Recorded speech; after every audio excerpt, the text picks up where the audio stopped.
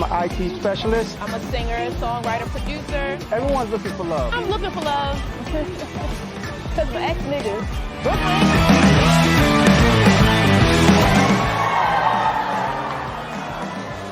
With a touch of ass. Hey, listen, that doesn't let me up. I didn't have much time tonight. Y'all did a hell of a job letting me out of my box. I appreciate the fuck out of it. I really do. Y'all follow me, Uncle G. Follow me on Instagram. Follow me on Facebook. Do not follow me out that fucking parking lot. Thank you for your time, y'all. What's up, y'all? Emmanuel Sims here with Danny from Illicit Rag Vintage, and we're here.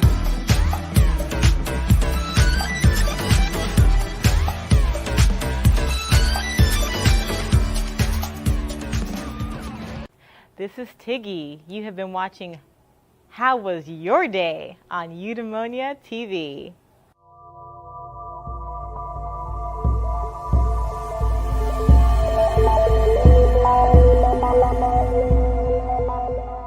So Tiggy, how was your day? Thank you for asking. Hi, I'm Tiggy. My day was nice. It was a nice day. And I say nice because I don't like to blow it up, right? Like it wasn't great and exciting and things happened. It was nice, but it wasn't necessarily chill either where I was just like lying around not doing anything. I felt like I was semi-productive. I made my green juice, got up this morning. I live with my sister. So backstory, my sister and I moved to Houston about a month ago now. It's been 4 weeks. And we got a love-hate relationship going on currently because Houston, things move a little slower than my patience can handle sometimes, like the mail system and the utility company. And I got a few grievances, but we'll get to that. I'll get off my soapbox. We'll get back to that. But my day, yes, I digress. So I woke up, me and my sister, I made breakfast. So what we make, my sister's vegan, and I kind of on that trip as well. So we had vegan pancakes. So that is, don't ask me what's in there, it's just everything but no dairy. So vegans, nothing with a face, nothing made from animal, no blood, no bones. So dairy-free, bone-free, blood-free, completely clean. So we used that, made some beautiful pancakes. I made it for just myself because she was going to brunch with a gentleman. We don't need to name names. So that was that. And so I made my pancakes. I had my homemade jam syrup thing that I just kind of whipped up real fast. It was mango flavored. Put that on top with the pancakes. It was all right. I was still hungry, so I ended up eating some rice. Like, so I did a nice stir fry with all the good stuff in there, the veggies and the rice and the tofu and extra crispy, and it was lovely. So I ate that as well. And then we made juice. We made 2 juices. So we were busy this morning. We made a citrus juice with the grapefruit, the oranges, and I'm missing one, ginger, and something else. So we made the fruit juice. No, I think it was just orange juice, grapefruit, ginger. Yeah. And then, so we had that. And then we also made a green juice. Now, this green juice was green. It still smells in the house. It's crazy. Like, it fills the house with greenness. It's like kale and cucumber and radish and one other one, collards. So it was extra green. So I drank that. Hasn't come out yet, which is nice, so we'll wait on that. We'll see what happens. Stay tuned. What else did I do today? Let's see. After that, I really just So you have an idea, a brilliant concept for a movie that has been brewing in your mind. You can see it on the big screen, captivating audiences, leaving a lasting impact. But what now? How do you turn that idea of yours into a reality, bringing it into a full-fledged film?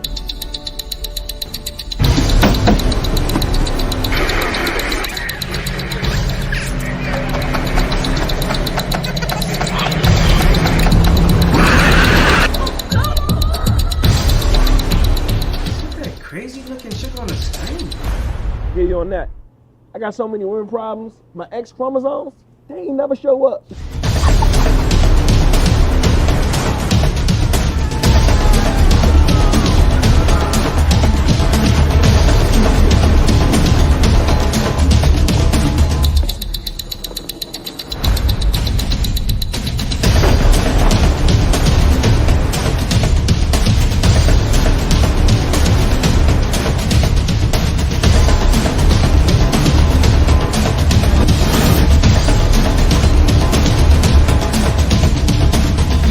That's where we come in. We're a team of experienced producers who specialize in turning your ideas into reality. We take your vision and guide you every step of the way, from concept to the screen. And the best part, it won't cost you a dime to learn how we can turn your idea into a motion picture. Schedule your consultation today with our team of expert producers. We'll listen to your ideas, provide guidance on the entire movie-making process, and discuss how we can bring your vision to life. So don't let your movie get stuck living in your head. Take action now and schedule your free consultation with our team. My name is Emmanuel, and I'm here to help you bring your movie to life into the big screen.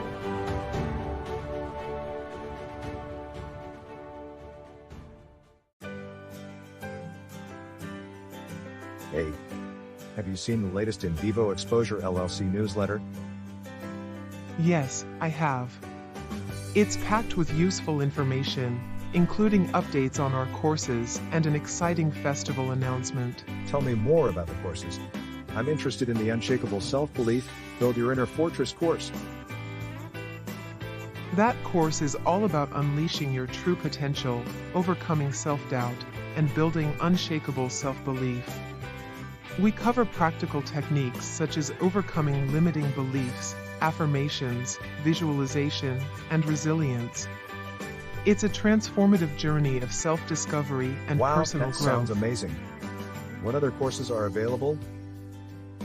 We have the Master Your Mind, Conquer the Enemy Within course, Unlock Your Inner Genius course, and Mindfulness for Entrepreneurs course. Each one is designed to help you achieve your goals and live your best life. I'll have to check those out. What's the festival announcement about? Our documentary, The Truth About Love, based on the book Love Made Simple, A Guide to Inner Peace, Contentment, and Success by Juan Lee, was named a semi-finalist at the 2023 Student World Impact Film Festival. It's an incredible achievement, and we're so proud of everyone involved. Tell me more about the documentary. It's a captivating exploration of love's transformative power, personal stories, expert insights, and practical tools for living a purposeful life rooted in love. I highly recommend giving it a watch. I definitely will. Thanks for sharing all this information with me. You're welcome. Remember to stay tuned for more updates and new courses.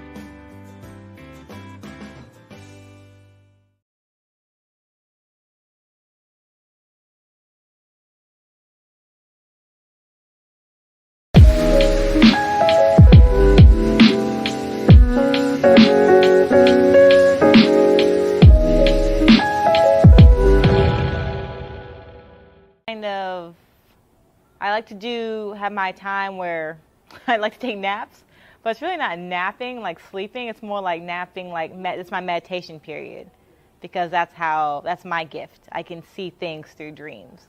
So when I sleep, I can see things. So then I burn my sage, clean the energy up, align the chakras, make sure they're open, and then I rest. And when I rest, I get premonitions about certain things, certain people, certain situations. So yeah, I had that. That was nice. And then what else did I do? I got dressed. Actually, my sister went out with a gentleman. So she went out with two gentlemen. So the first one she went to brunch with, she had brunch with. It was great and everything like that. Then she's supposed to meet another guy and his friends. So I was like, okay, cool. I was supposed to go with her. So she didn't go meet the guy and his friends and, by herself, because it's a lot of people, different environments. So I'm like, yeah, I'll go with you that. So here I am, all dressed, all cute. And what happened? Then she didn't message me. Like, she was supposed to tell me when she got there that she was on her way or whatever. She never communicated with me. So here I am, like I said, in my nap zen mode. She's calling me. I'm like, hello? You never let me know what the situation was. She's like, oh, yeah, I'm not staying long. I don't feel well, whatever. So she just stayed there for a minute. They went to arcade. I don't want to judge people, but, I mean, they're older. So we're talking about like 27 years old, and they're at an arcade. I guess it's a good deal, $10. Apparently you can go in and play all the games you want, so it's a good time. But, for your birthday, I don't know. I guess I would do something silly like that. Let me not judge, because when I was 25, yeah, I'd be all in that arcade. So I can't even judge. That's 20s. I'm 31, so disclaimer. So, I had my youth. Like, I know my 25th birthday, I had a piñata and everything that was filled with Reese's and socks. I'm that person. So, What else? Oh yes, what else I do? So then I woke up, so I ended up not going out. So then I woke up and I wasn't feeling well. I feel like I may have been dehydrated, because not like Houston. I'm from Colorado Springs, so like I said, I just moved here a month ago from Colorado Springs, Colorado. And you get very dehydrated there because the altitude is high and it's very dry. You're very close to the sun. So I found myself, I feel the same way in Houston, but a different dry. Like the dryness in Colorado is just like dry, like water, right? Like SpongeBob situation where he's like dying and needs water, versus my situation here where I feel dizzy. I'm just kind of dizzy. So I had to lay down. So I really couldn't go and do anything much. So I had to lay down, drink some water, of course, and lay down and relax myself and just kind of chilled and had some crazy dreams. I don't know what even happened in that one particular dream. I know I had one dream, so I had, like I said, a few dreams. So yeah, one dream I had was when I had to, okay, so one thing I do is when I get bitten dreams. So if something bites me in a dream, usually it means someone either lied to me or is going to lie to me. So usually it's dog, it could be anything, dog, crocodile, shark, a number of different things have bitten me in dreams. Very unpleasant, by the way. So in this particular dream, the dog was coming at me and I was expecting it to bite me, but it didn't. It ended up licking me. So I'm like, okay. So something I may feel like may be threatening is not really a threat. The dog ended up licking me. And then next thing you know, I ended up fighting a tiger. Don't ask me if that was bad. I feel like it was like it was a weird situation. So next part of that, me fighting a tiger, and like I had the knife and everything, loincloth, it was serious. Like we were going at it.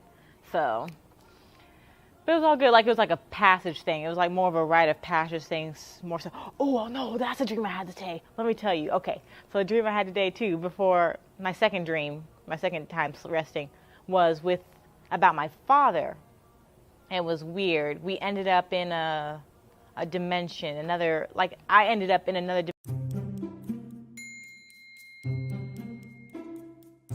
So, hey guys, Emmanuel Sims here. I just want to give a big thank you to the Pike County Public Library District allowing us to read our new book, My Feelings Family by Yasmin Beeks and myself, Emmanuel Sims. We had an amazing time. We got to do the chessboard with Noah, and Noah got to build his own book, which is amazing because that's great exposure, right? And the kids really enjoyed the read. So I just want to say thank you. Absolutely. Me too. And just wanted to say thank you so much. And we also have our feelings bracelets for our mixed emotions, our anger, our impatient, and we also have our pink for the blah. So I just want to say thank you guys for everything, and to make it a great day or not, if no one told you to love you today, know that God loves you and so do I. Drippity, drippity. Anything you want to add, Yaz?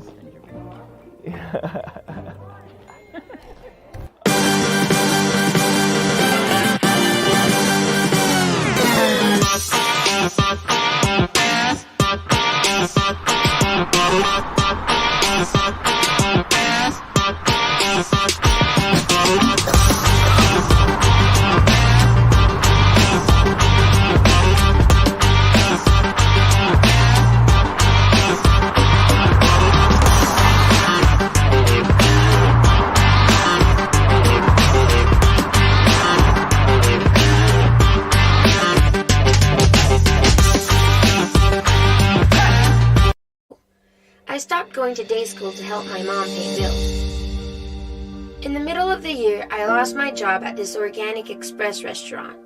When this happened, I was devastated. Night school wasn't for me. I was only there so I could work and pay bills. Without a job, there was no need in me being there. I called a local DJ named DJ Momo, who had started an internship program giving high school kids an opportunity to gain exposure to the music industry. This is Audible. The action. After planning, you have to start doing. I created a new website for myself. I made a new YouTube channel and made most of my old videos private. I put up only music I wanted people to hear. I cleaned up all my social sites. This way I could get a fresh start on my career again. When I hit them, they didn't see it coming, and I was like a whole new artist.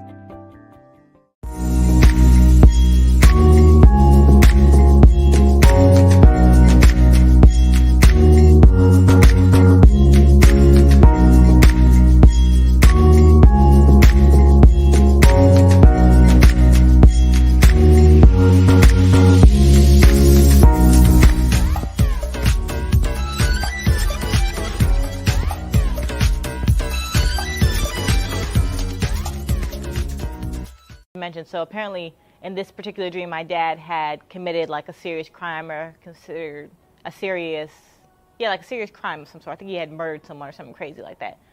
Disclaimer, he had not murdered anyone. My dad has not hurt anybody. So he's not one man. Nothing's happened. I'm not telling on him, but in the dream he had. And so it's like a, what's a Ghost Rider situation. So where he saves his dad. He makes a deal with the devil to save his dad. So it came to me like was a situation where I was going through this room. Next thing you know, I'm going down levels. And next thing you know, I am talking with, I wouldn't say devil, it was like a council. There was several people. And they were saying, your dad committed this crime. He's going to go away for a long time. You can save him, but it's going to cost you, not cost you, cost him. There's going to be a serious consequence for him. You're not going to know what it is, but you can choose to save him, but you're not going to know what the consequence is going to be later. So it's like one of those situations. I'm like, I got to think about it. And then I woke up. So I was like, oh, geez, hopefully this is not a premonition for something that's going to happen. But yeah, so that was a very interesting dream. So we'll see what that means later in life. I'm dreaming about my grandmothers lately a lot too. One of my grandmothers already passed, and the other one has Alzheimer's, and she's going to be in hospice soon, if she's not already on hospice. So that's been a very tense situation in my home. It's not that it's tense in the sense that it's unexpected, because like I said, it's been a long time coming. Her Alzheimer's has slowly been getting worse and progressing to the point where we had to put her in a nursing home, and now she has to be on hospice. So it's just that build up, but now it's like, okay, now it's kind of coming into that how much longer does she have kind of situation. And so the family's kind of dealing with that. There's that pressure. It's my mom's mom, so my mom is definitely feeling that pressure.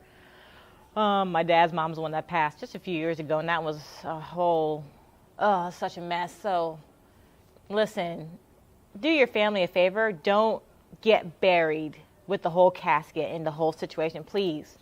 It is so expensive. If you don't have a plan, a policy ready for them to take care of that situation, please don't expect it, and have it in writing that they don't have to do it, because they will try and spend thousands of dollars and waste so much time and energy, and there's so much fighting and bickering. All your affairs need to be in order. So before you pass, that's a big thing too. Get all your affairs in order. Who gets what is clearly written and clearly assigned. It's just too much fighting over things. It's nonsense. And it tears families apart when people with influence, especially families that you work so hard to build a certain legacy and have certain things, they should come together, and they should know how to utilize those things appropriately so you can continue to have wealth after generation. But I'm not seeing that, especially in black communities. We're missing that because we're too busy bickering over a few $1,000s, a few $1 million, whatever. It's just things. It means nothing. A few property here. Just ridiculous. So please, get your affairs in order. Write it down. We're in the time, day, and age where everything has to be written down. That is law. It has to be written. It has to be on the paper, pen to paper. So please, that's my big disclaimer there. So, but my grandmother doesn't have anything to fight over, so there will be none of that. So, but she lived a beautiful life, though. I gotta give my grandma put her on a soapbox a little bit, because she lived a beautiful life. 9 siblings, 5 children. She was Mary Kay elitist. I mean, that was she could sell Mary Kay to a man, overweight, middle-aged man. She would sell him Mary Kay. Like, she was that good. She just walked, her line was, oh, your skin looks so nice. What do you use? Bam, you're in there. As soon as you talk to her, it's a wrap. You're buying a whole package set. She even got the car and everything. You like the pink Cadillac? My grandmother got the pink Cadillac. She ended up not doing the Cadillac. She ended up doing a Grand Am, a red Grand Am instead of the pink Cadillac, but she still got a car from Mary Kay because she was that good. She was that top tier right there. So you don't think it's much, but she really, for being a woman from a different country, she's Jamaican. My family's Jamaican. That's my heritage. Coming from Jamaica, being brought up by the Kennedys was actually interesting. She got up on the work program from the Kennedys. John F. JFK had been shot already by that point, but the family still needed the help or whatever. So they brought her up to assist. She helped with the kids and things like that for a little bit on the work program. Next thing you know, she's in New York, And because socialization is a big thing, remember to socialize. Remember to teach your kids to socialize. The antisocial thing is cute, but it's not going to help anyone in the long run. Teach them to be social in just about every environment because she was able to socialize. Like I said, a little woman coming from Jamaica, a little immigrant woman, the way she was able to get a house, one of the first houses in Queens as a black immigrant. There was no black, it was all Jewish owned. So she had the first little corner house in Every day is different. My day was good. Today was probably a little bit more challenging than most of my days. Well, no, I won't say that. Today was good. Today was about me staying centered. And from the beginning, I won't say that I failed to stay centered, but from the beginning of the day, I realized that it was going to be a challenge to remain centered the whole day.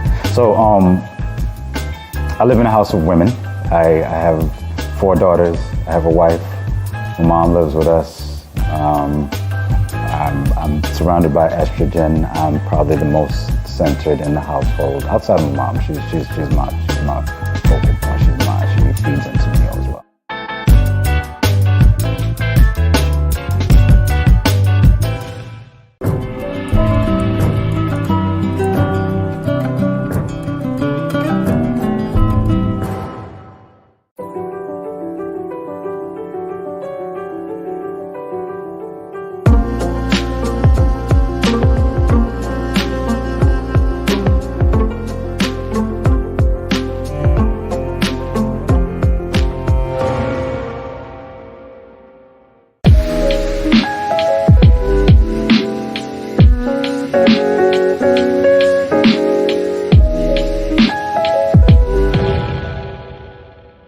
Queens, had the best yard and everything, and she got it first. Well, they really overcharged her just because she didn't know better. They really charged her too much money, but she still paid less than, of course, what it is now. But and this goes on to choosing your partner now. So her life just kind of exemplifies like step by step of what to do and what was done right and what was done well, but also what not to do. So when you're picking your partner, be very particular.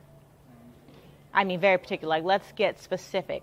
Not just in the, I need 6'6", 6 figures, 6 feet, 6 pack, right? The 666 rule. No, you need to have it be more genuine. Does he speak to you kindly?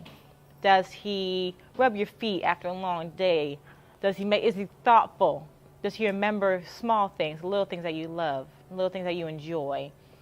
So find someone does he help you grow? Like, is he an asset to your life instead of a liability? Make him be an asset. Make her be an asset to your life. Help them. Your life is already okay. Let them come in and just improve that life. They just build. You guys just work a partnership, and you just build together and grow together in a beautiful way. Come together.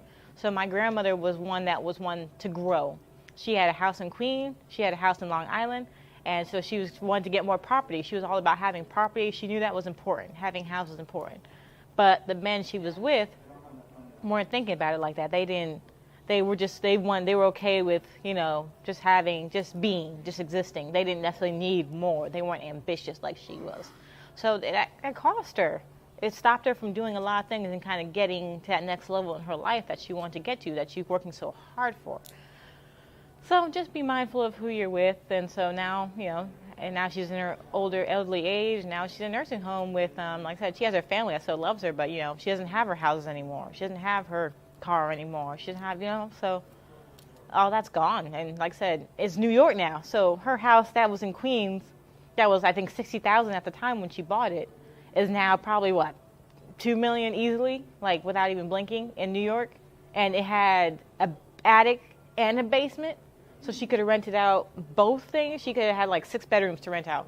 She rented out the bottom one. But yeah, it's just being mindful of these things. So when you get these things and pass these things on to your children, teach them how to use it appropriately. Educate them on it so they know and they can use it responsibly and it continue to grow and work for them. Land is critical. Houses are nice, property is nice, but land, that's what we're missing. The land We can't, the property is not ours. The property we never really own, because they can say, oh, we need to totally demolish your property. We'll pay you something because the land is ours. We own the land underneath your property. And that's what's happening. That happens a few times in a few different states. So just be mindful of that. Like, you don't own the land, you own the property, and that means nothing, because they could just demolish it, and they own the land, and legally they can, because it's their land. You're on their land.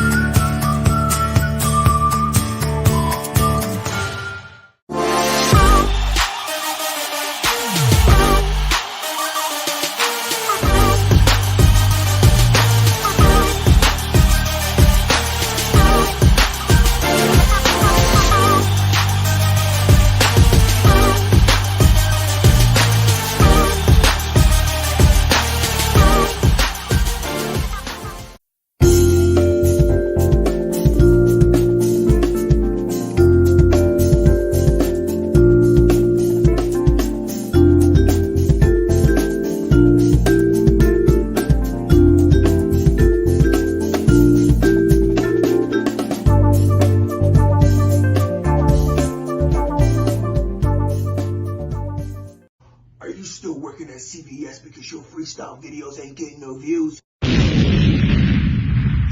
Jaguar. Is it hard for you to get laid on Tinder because you don't have a fucking decent photo because your fucking ads aren't doing well?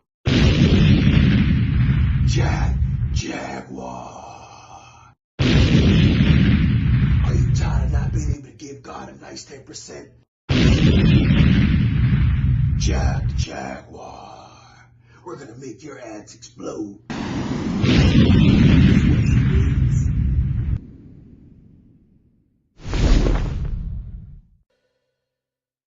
gonna talk about the Brick Fest at all? Oh, the Brick Fest. So that was yesterday. So let me tell you about how my day was yesterday. My day yesterday was awesome. So I went to the Brick Festival, or Legos. So they're now known as bricks, but it's Legos. And it's just fascinating what you can do with little Legos. I mean, you kind of know it, but then visually seeing, like, them building whole sculptures of witches and sphinxes, and doing little portraits of Malcolm X and Martin Luther King Jr. and from Legos. It's astounding. But what was most astounding was I was there working. So I was one of the staff, and I was working at the Derby, where the kids got to come with their families. They got to build a car as high as they wanted to, as tall as they wanted to, as wide, whatever they wanted to do with it. It was totally up to them. They had 5 minutes to build their car. So after 5 minutes, they gave the car to us. We put it on the track, and they got to race it and see which one won. It was beautiful to see families coming together in competition and camaraderie, but just seeing them being together and being present in that moment and laughing together and joking together and supporting each other. Hey, how about this piece there? And I love seeing that because my major is early childhood, inclusive early childhood. So I'm all about families and togetherness and everyone working together and coming together and playing and laughing and joking, because people don't do that enough, where they just kind of stop. Parents are just busy working and doing their thing, and as well they should, right, to support the family. But just stopping and taking out the Lego set and just playing with your kid every now and then does so much, does wonders for the child, mentally, emotionally, socially. So I think that was Lego Fest, was a beautiful thing. I also met Emmanuel there. So he was like, hey, do you want the microphone? You're like, you seem like you have a lot of energy, a good spirit. Do you want the microphone, and do you want to do the announcements and everything like that? And do the 3, 2, 1, go, and let start the race and stuff like that. I'm like, yeah.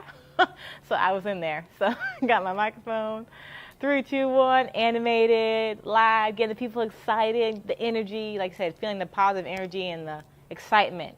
like I said, we're taking it seriously too. Like I said, we had a few people come up to us and were like, this needs to be swapped, that car needs to be swapped this way because I need to go against my husband or my child. I'm like, oh man, this is not about the kids anymore.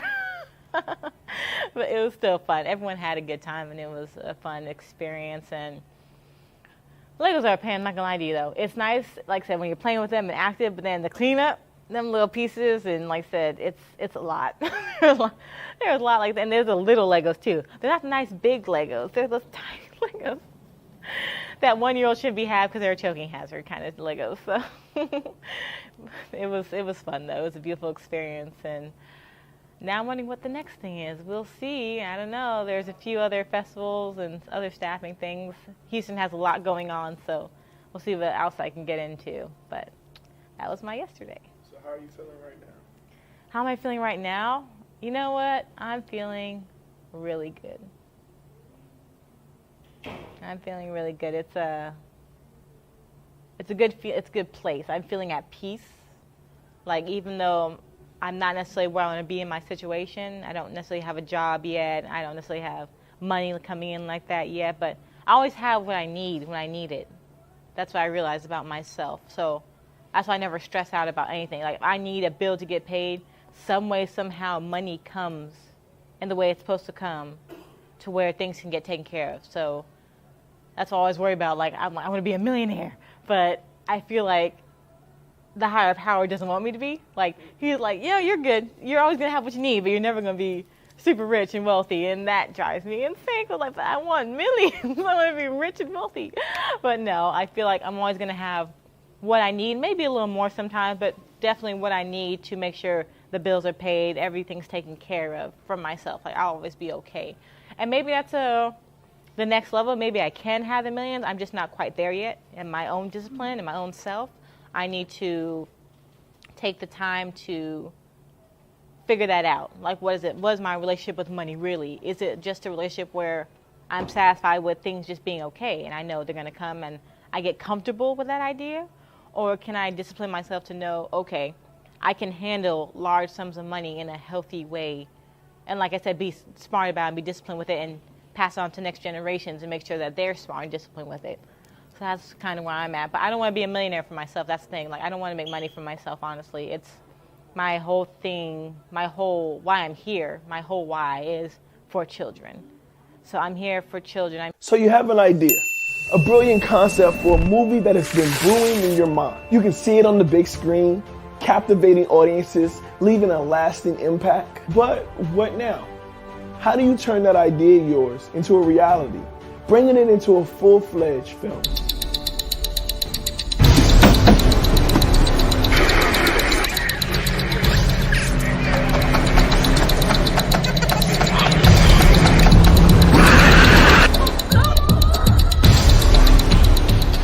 Crazy looking chick on the screen. Get you on that. I got so many women problems. My X chromosomes, they ain't never show up.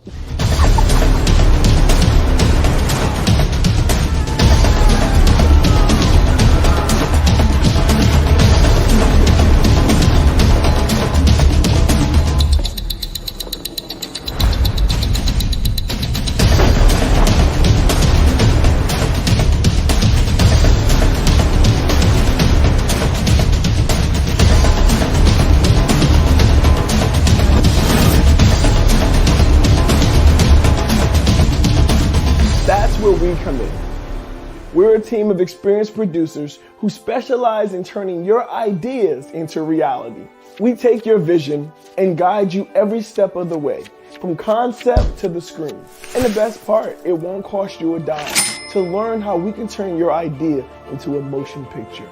Schedule your consultation today with our team of expert producers. We'll listen to your ideas, provide guidance on the entire movie-making process, and discuss how we can bring your vision to life. So don't let your movie get stuck living in your head. Take action now and schedule your free consultation with our team. My name is Emmanuel, and I'm here to help you bring your movie to life into the big screen.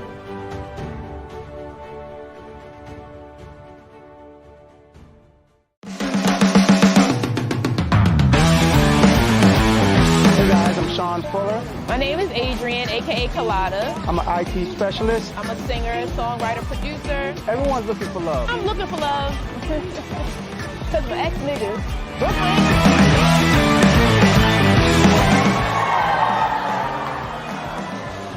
With a touch of ass. Hey, listen, that doesn't let me up. I didn't have much time tonight. Y'all did a hell of a job letting me out of my box. I appreciate the fuck out of it. I really do. Y'all follow me, Uncle G. Follow me on Instagram. Follow me on Facebook. Do not follow me out that fucking parking lot. Thank you for your time, y'all. What's up, y'all? Emmanuel Sims here with Danny from Illicit Rag Vintage, and we're here.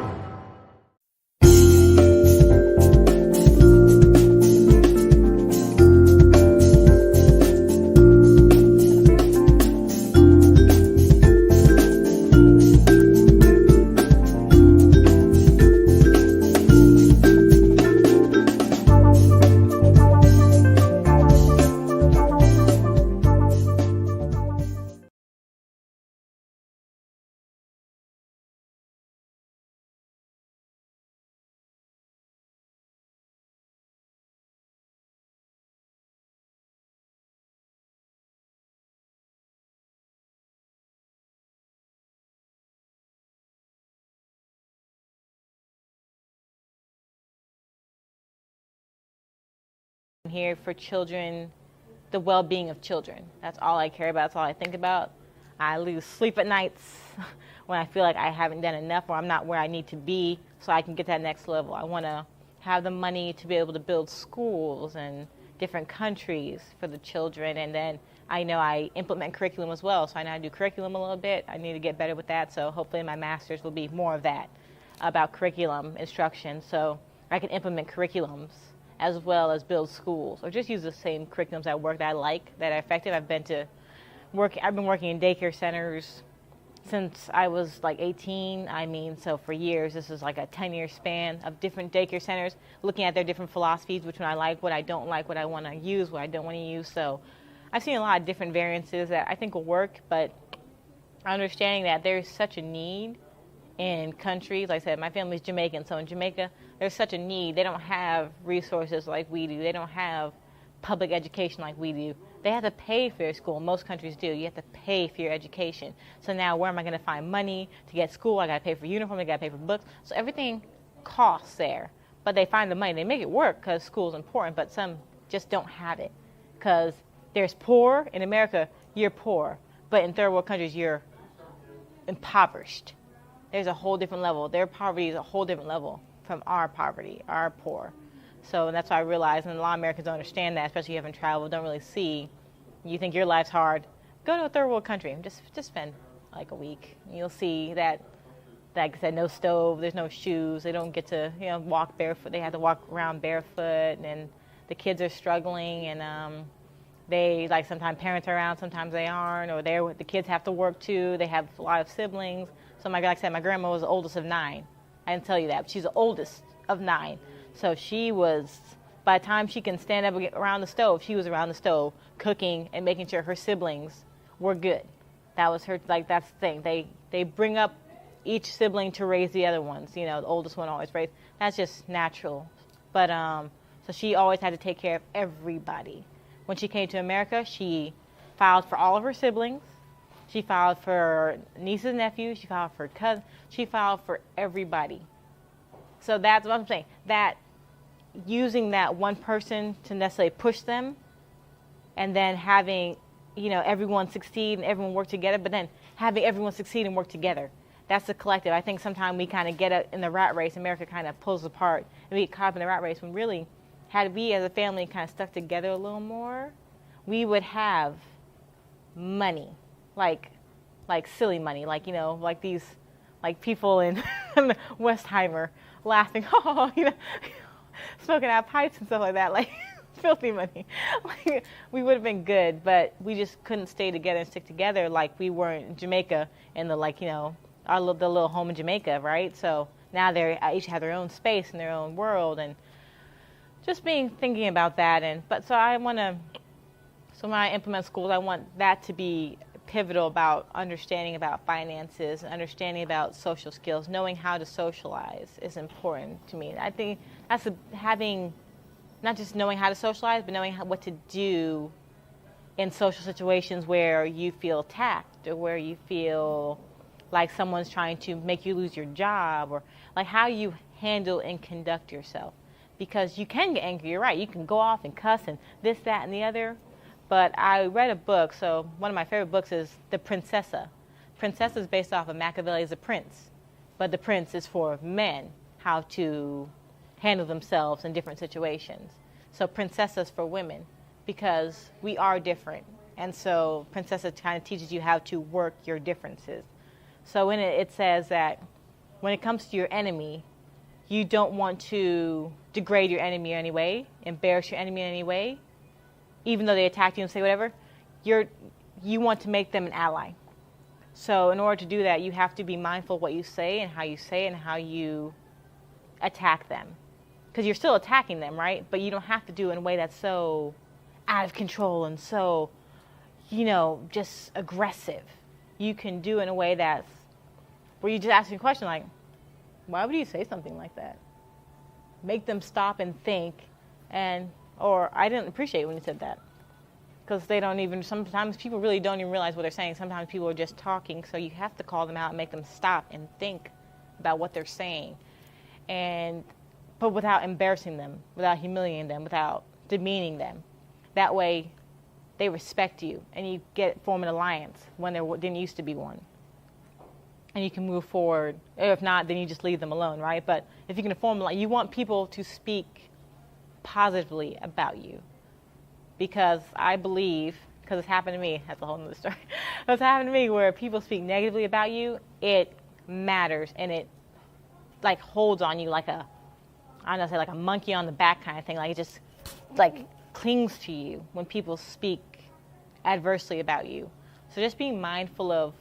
Hi, I'm Joe Biden, and we need to come together and be really nice to each other as we are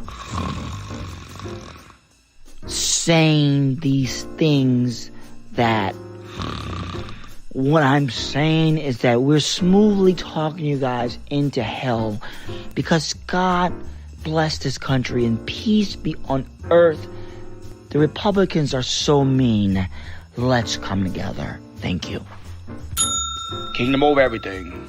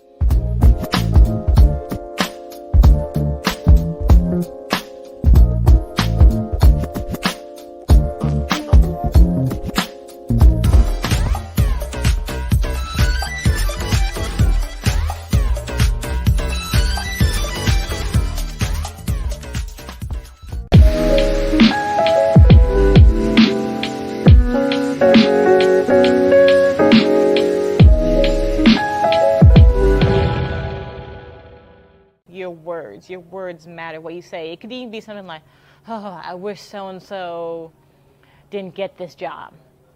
Guess what? So-and-so really might not get that job, and it's because you said it, but you weren't saying it in that way. Maybe you weren't even thinking about it that way, but that matters, and it impacts so-and-so. So just be careful what you say about people and to people. Your words matter. So there's ways to conduct yourself. And I feel like, especially in the black community, and I say that because I know the black community, so I'm not just picking on the black community, just I'm black, and understand the black community. I can't speak for any other communities because I don't really know very well. So that would have to be someone else coming in for their perspective. But For the black community and for the island community, as far as Jamaican community specifically, they don't know how to always speak. They speak their mind, but they don't know how to do it in a way that's positive, that people will take it in and actually listen to what they have to say. They do it in a way that tends to be aggressive. So then people back off and they're like, oh no, I don't want to deal with so-and-so because angry black woman, then they get the label, or angry black man, you know, or aggressive. You know, and that's not who that person is. You just pissed them off. But that doesn't matter. That's irrelevant if you piss them off. They don't care about that. They just care the fact that you attacked them in a way and made them feel a way. So there's a way to conduct, we have to start teaching our kids, speak your mind. I'm toxic for no reason. I sit and I drown. You should try grounding. And time seems to fly. No fight in a fight. The demons that surround me now. A lot of times we get lost in our head. I'm tired for no reason. Ruminating thoughts. My heart made of stone. The bones they are weak. My tears they are scary. And darkness consumes me now. I'm too far gone to reconcile my haunted past. It's not meditation. I live with this weight now. It's grounding. You don't even gotta close your eyes. With this weight now. I'm too far gone to turn back now. I'll just fight this till light comes around. I'm too far gone. Far gone. How else would you explain the rain? The people around me know nothing about me. Leave them in a spell. Forget everything. I got so many women problems. My X chromosome. I try to stay happy, but stuff keeps on happening. But you could do it in a way that's well articulated. You could do it in a way that, like I said, isn't insulting or rude or disrespectful. And sometimes maybe you do need to go off on people. That's why I hear. Sometimes we just need to go off on people. But other times it's just about you knowing how to handle yourself in situations. So just be mindful of that and taking that into account and teaching your kids that as well. Because I see a lot of kids that, just like I said, just fly off the handle. Well, they don't need to. That's not necessary. Sometimes they really can just, it really is just a conversation. Or you fly off the handle at your children. Well, it's just a conversation. Like, a lot of kids are smart enough to understand. One last question. If you could give one bit of advice to your younger self, what would you say? Oh, what age? Any time, you pick the time, you pick the age, and you just say it to them. Listen, young Tiggy, and this is, we'll go back. We'll say 9-year-old Tiggy, because I feel like when I was 9, I was the happiest I've been in my entire life. Because life was I was in my bubble. I was very carefree. I had a great 4th grade teacher that I adored. So I feel like I had friends, I had a beautiful life at 9. So that was the best age. But I would say, don't lose that energy. Don't lose that love of life. Don't lose that spark that you have. Because it will start to fade. So hold on to it and find ways to grow and enhance it. Be around people that help you grow and enhance it. Yeah. But it gets better.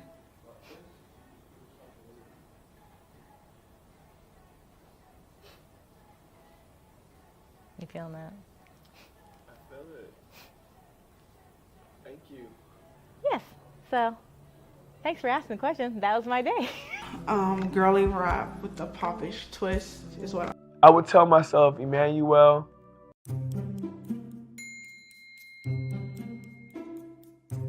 hey guys, Emmanuel Sims here. I just want to give a big thank you to the Pike County Public Library District allowing us to read our new book, My Feelings Family by Yasmin Beeks and myself, Emmanuel. We had an amazing time. We got to do the chessboard with Noah, and Noah got to build his own book, which is amazing because that's great exposure, right? And the kids really enjoyed the read. So I just wanted to say thank you. Absolutely. Me too. And just wanted to say thank you so much. And we also have our feelings bracelets for our mixed emotions, our anger, our impatient, and we also have our pink for the butt. So I just want to say thank you guys for everything, and to make it a great day or not, if no one told you to love you today, know that God loves you and so do I. Drippity, drippity. Anything you want to add, Yaz?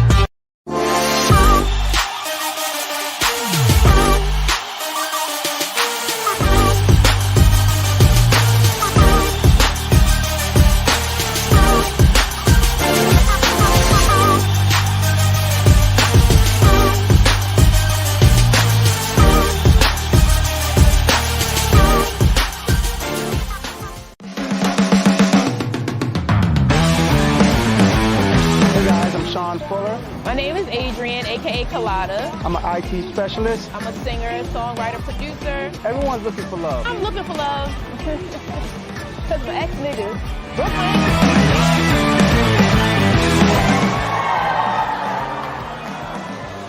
With a touch of ass. Hey, listen, that doesn't let me up. I didn't have much time tonight. Y'all did a hell of a job letting me out of my box. I appreciate the fuck out of it. I really do. Y'all follow me, Uncle G. Follow me on Instagram. Follow me on Facebook. Do not follow me out that fucking parking lot. Thank you for your time, y'all. What's up, y'all? Emmanuel Sims here with Danny from Illicit Rag Vintage, and we're here.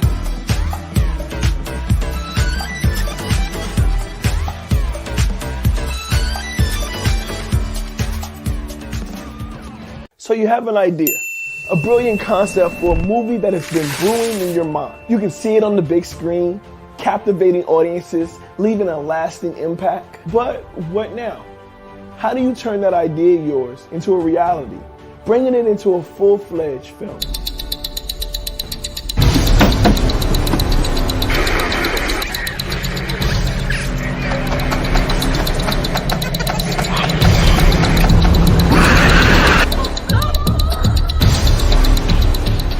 Crazy looking chick on the screen. Get you on that. I got so many women problems. My X chromosomes, they ain't never show up.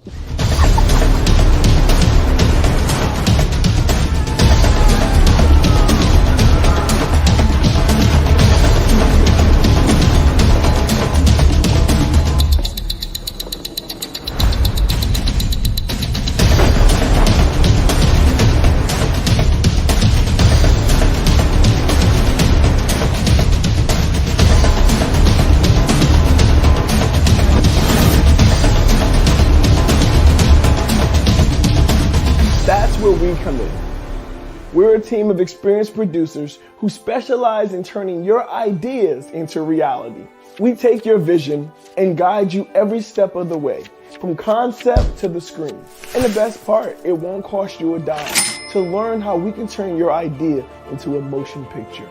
Schedule your consultation today with our team of expert producers. We'll listen to your ideas, provide guidance on the entire movie-making process, and discuss how we can bring your vision to life. So don't let your movie get stuck living in your head. Take action now and schedule your free consultation with our team. My name is Emmanuel Sims, and I'm here to help you bring your movie to life into the big screen.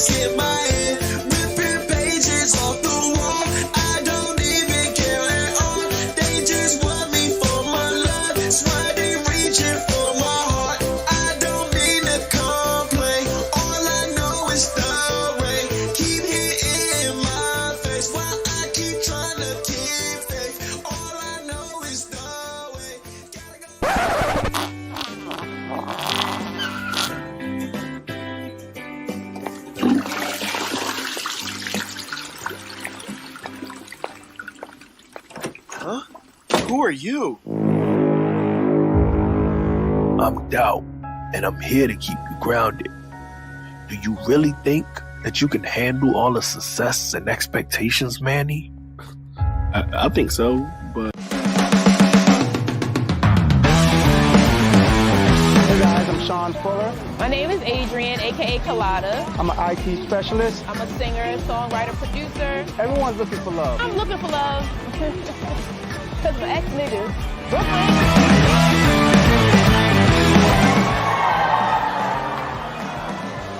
With a touch of ass. Hey, listen, that doesn't let me up. I didn't have much time tonight. Y'all did a hell of a job letting me out of my box. I appreciate the fuck out of it. I really do. Y'all follow me, Uncle G. Follow me on Instagram. Follow me on Facebook. Do not follow me out that fucking parking lot. Thank you for your time, y'all. What's up, y'all? Emmanuel Sims here with Danny from Illicit Rag Vintage, and we're here.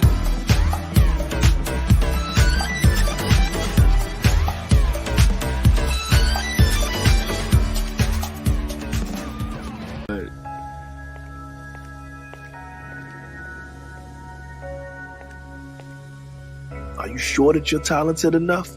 What if people discover you're just a fraud? Maybe Dow has a point. What if I'm not as good as I think I am? Manny, don't listen to Doubt. You've proven yourself from time and again. You're talented and deserving of your success. Now, Doubt, you may have a role to play, but remember, it's through failure that we learn and grow. Manny's previous failures have shaped him into the artist he is today. I suppose, but can he really handle the pressure? Manny, remember all the times you stumbled, fell, and got back up stronger? You're capable of facing any challenges that come your way. Well, Doubt, you sure have a way of making things interesting around here. I'm just trying to keep Manny from getting too confident. Confidence and self-belief are what propel him forward. Doubt, it's time for you to step aside and let Manny thrive. You're right. Doubt, you're not welcome here anymore. I choose to believe in myself and my abilities. Thank you. Everyone, I needed your support to overcome doubt, and together I think we could silence those nagging voices and continue creating amazing things. Manny, we've got your back. Doubt may come from time to time, but we'll always be here to remind you of your worth.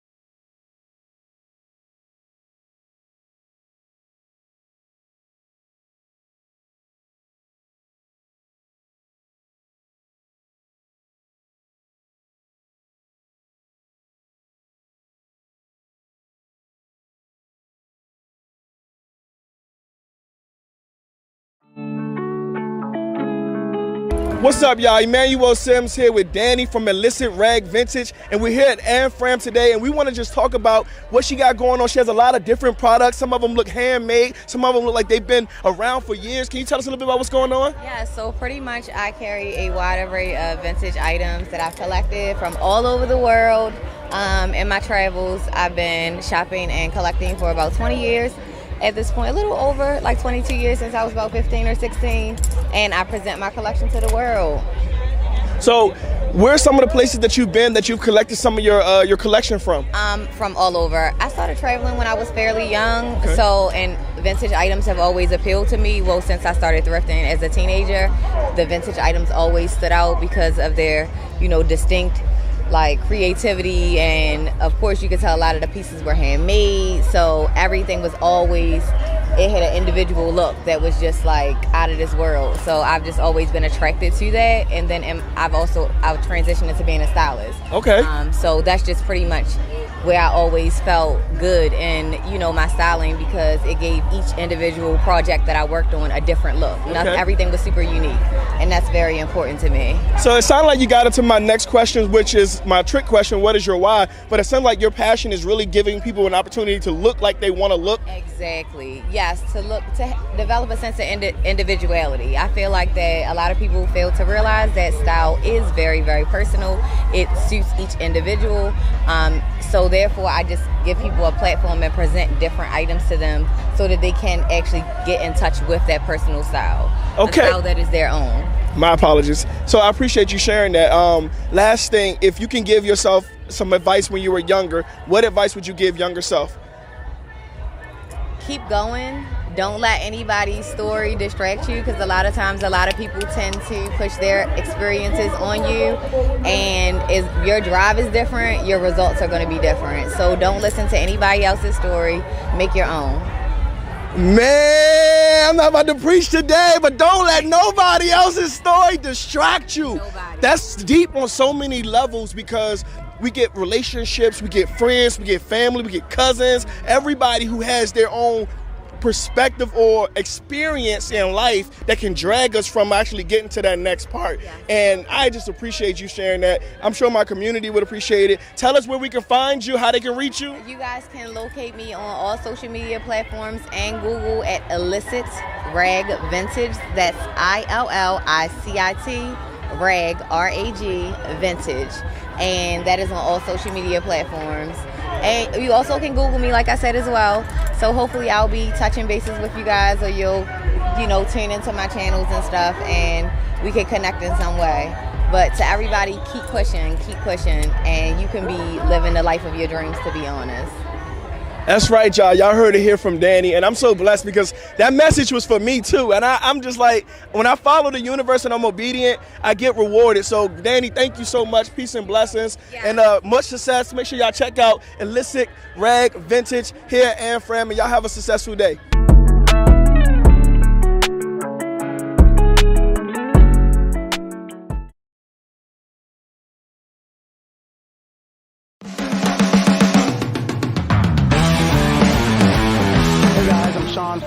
My name is Adrian, aka Colada. I'm an IT specialist. I'm a singer, songwriter, producer. Everyone's looking for love. I'm looking for love. Because my ex-niggas.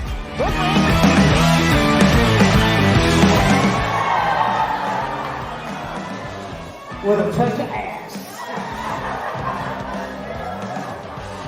Hey, listen, that don't let me up. I didn't have much time tonight. Y'all did a hell of a job letting me out of my box. I appreciate the fuck out of it. I really do. Y'all follow me, Uncle G. Follow me on Instagram. Follow me on Facebook. Do not follow me out that fucking parking lot. Thank you for your time, y'all.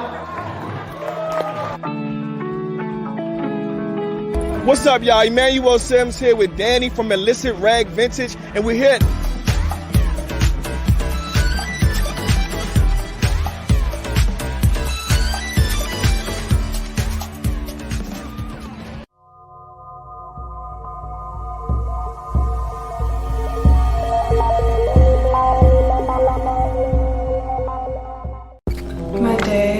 It started me waking up in the morning, freezing my ass off, and then I went to go and get my new pair of scrubs because I got green scrubs from Uniform City.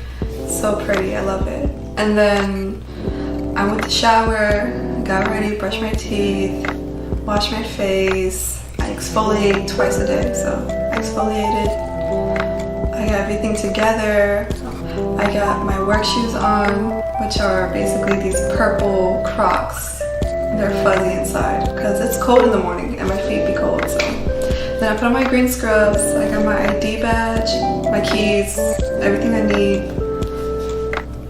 And then I went to my car, drove in the traffic, 6 in the morning. How's the traffic in the morning? So I drove there, drove in the top of the garage because that's what I always do.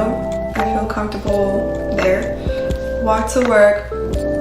I couldn't really walk there because I kind of got late because of the metro. So there was like a metro coming by. So, oh well, my boss will be fine. I got into work And then I put my new pair of shoes, because technically you're not allowed to wear outside scrubs inside. So I put on my second scrubs, and then I put on my second different shoes, and then my second something to cover your hair. And then I went inside and I worked in decontam today. It was so fun. One of my gloves broke and I had literally human fat and veins in my gloves. So it was like all over and it just spilled out of this instrument.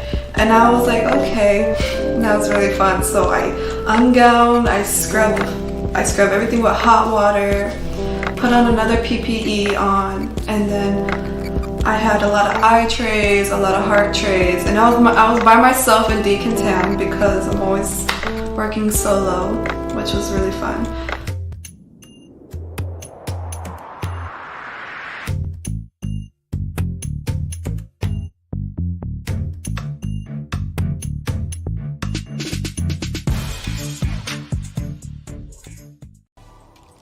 And that's pretty much just how my day goes, at least when I'm out in school, but yeah, that's probably my average life as a music producer.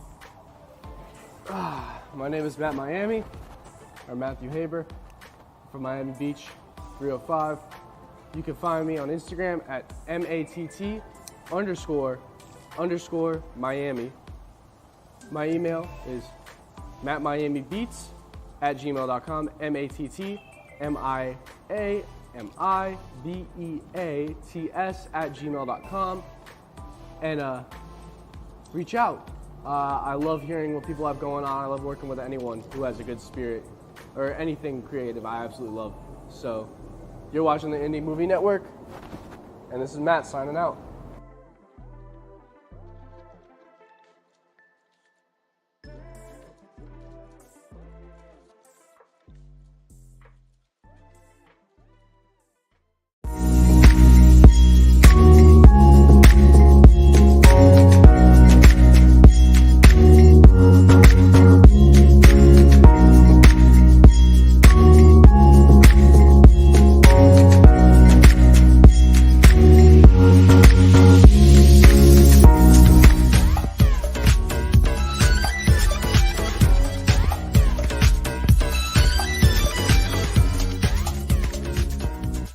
Eventually, I see the people who I see, the SAs, the RNs, the scrub techs, I saw all of them. They said, hey, hi. They always like talking to me because I'm nice and I'm actually very charismatic. But I get in trouble for that, so I probably should not do that. But eventually my supervisor comes in, tells me the same thing like every time. It's like boring, but I love her. She's funny. And then eventually, we had a new girl today actually come in. Her name is Janet.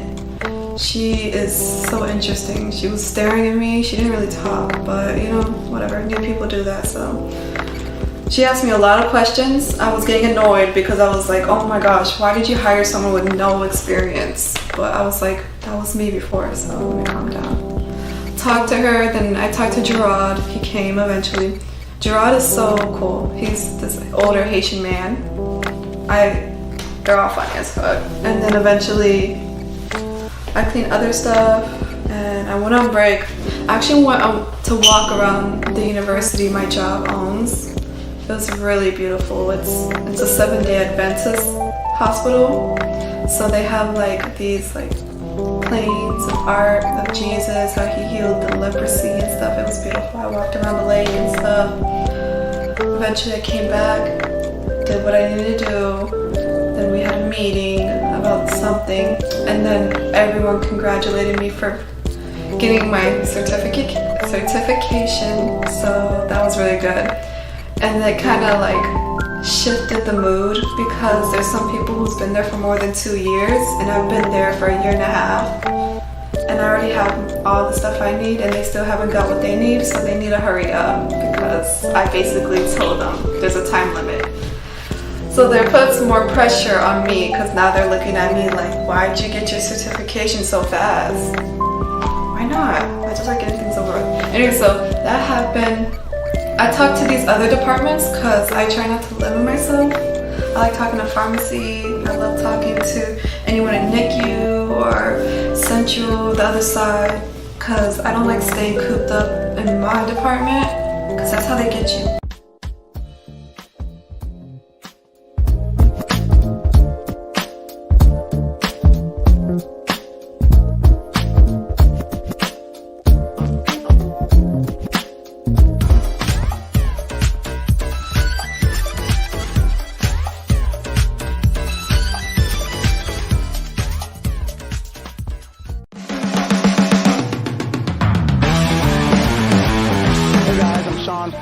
My name is Adrian, aka Colada. I'm an IT specialist. I'm a singer, songwriter, producer. Everyone's looking for love. I'm looking for love. Because my ex-niggas.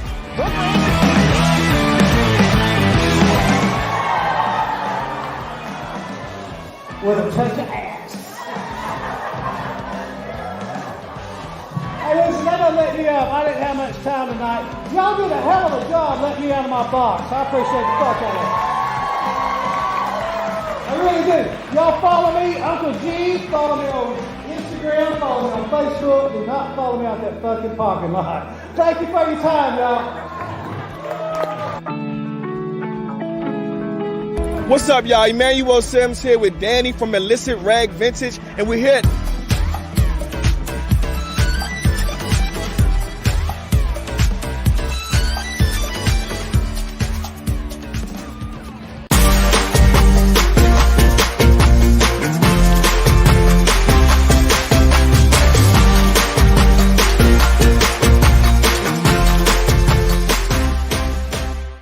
So you have an idea, a brilliant concept for a movie that has been brewing in your mind. You can see it on the big screen, captivating audiences, leaving a lasting impact. But what now?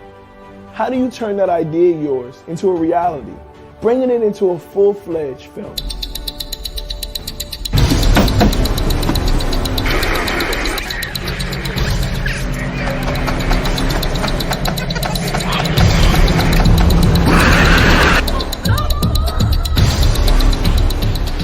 Crazy looking chick on the screen. Get you on that. I got so many women problems. My X chromosomes, they ain't never show up.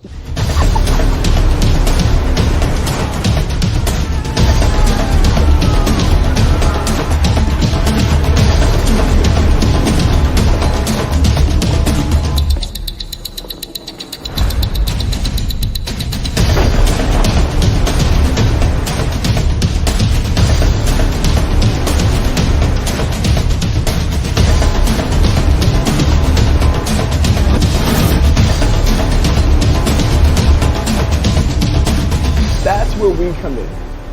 We're a team of experienced producers who specialize in turning your ideas into reality. We take your vision and guide you every step of the way, from concept to the screen. And the best part, it won't cost you a dime to learn how we can turn your idea into a motion picture. Schedule your consultation today with our team of expert producers. We'll listen to your ideas, provide guidance on the entire movie-making process, and discuss how we can bring your vision to life. So don't let your movie get stuck living in your head. Take action now and schedule your free consultation with our team. My name is Emmanuel Sims, and I'm here to help you bring your movie to life into the big screen.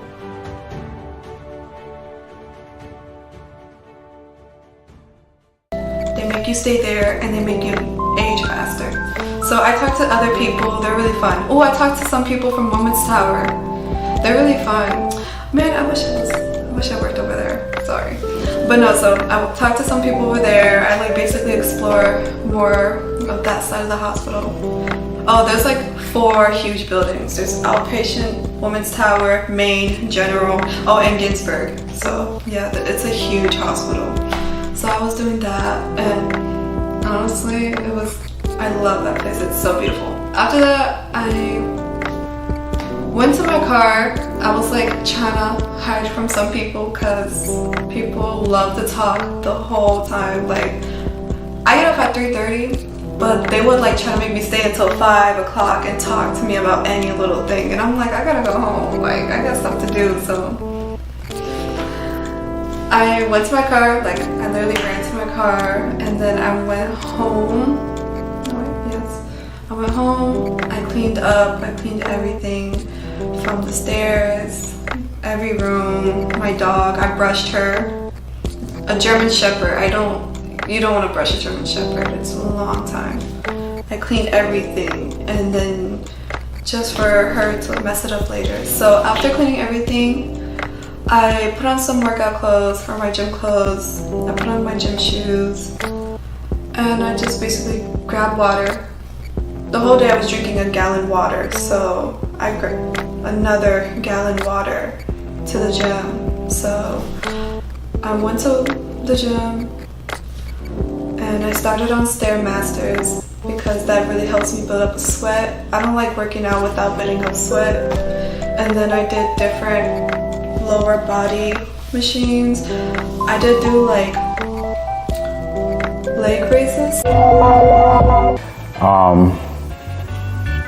Every day is different. My day was good. Today was probably a little bit more challenging than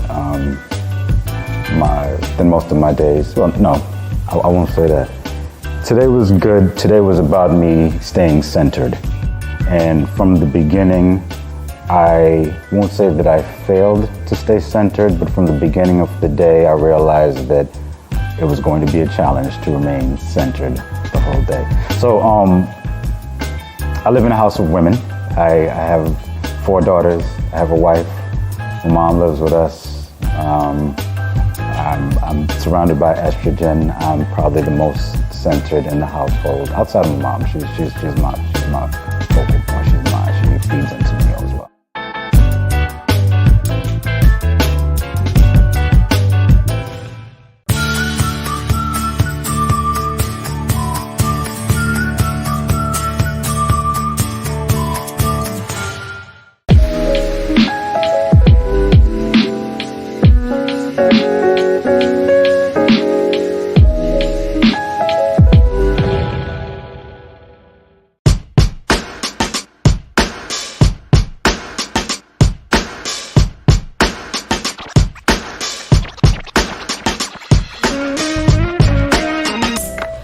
Some lower crunches and stuff, like stuff to make targets the lower body, because I need to work on that. I don't like it. So other than that, drink water, worked out, I sweat really good, went home, and I went to go study for a little bit, not much.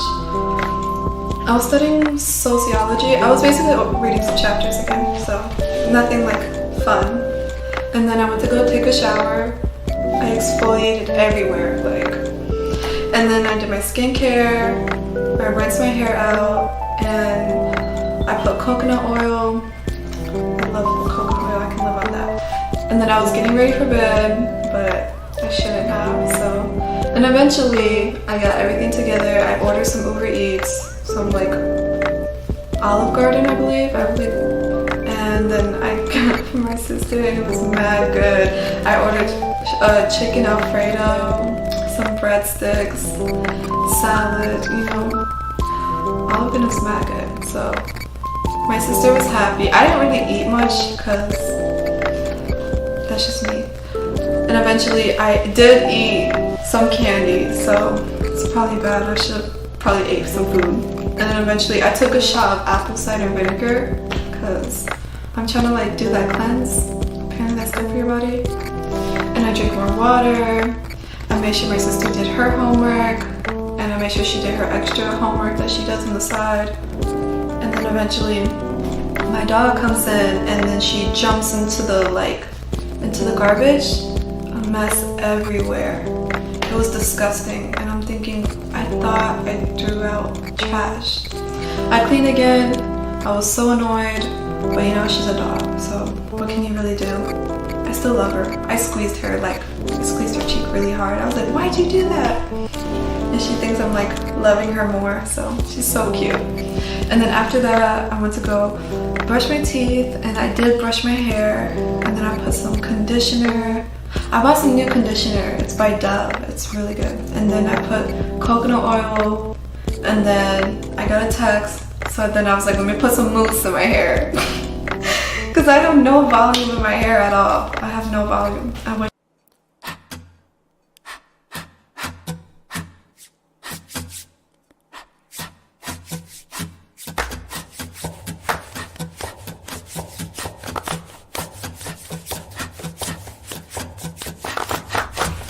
Precision. I don't need any music. I don't need you either! Shut up! Let me out. Let me out!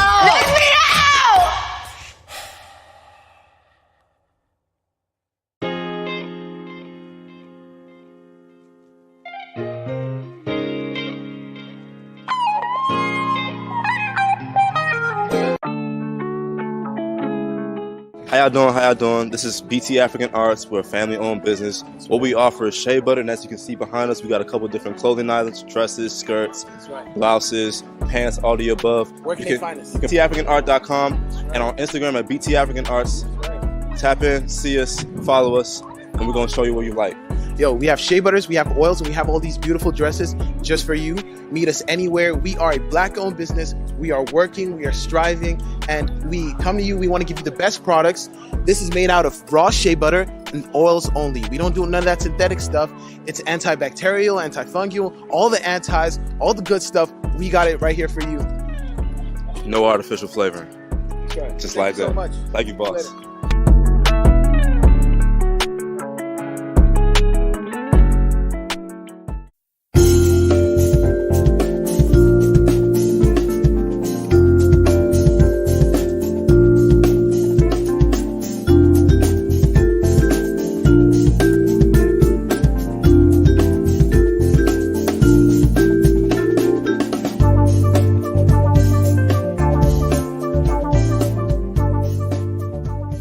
This is Audible. The action.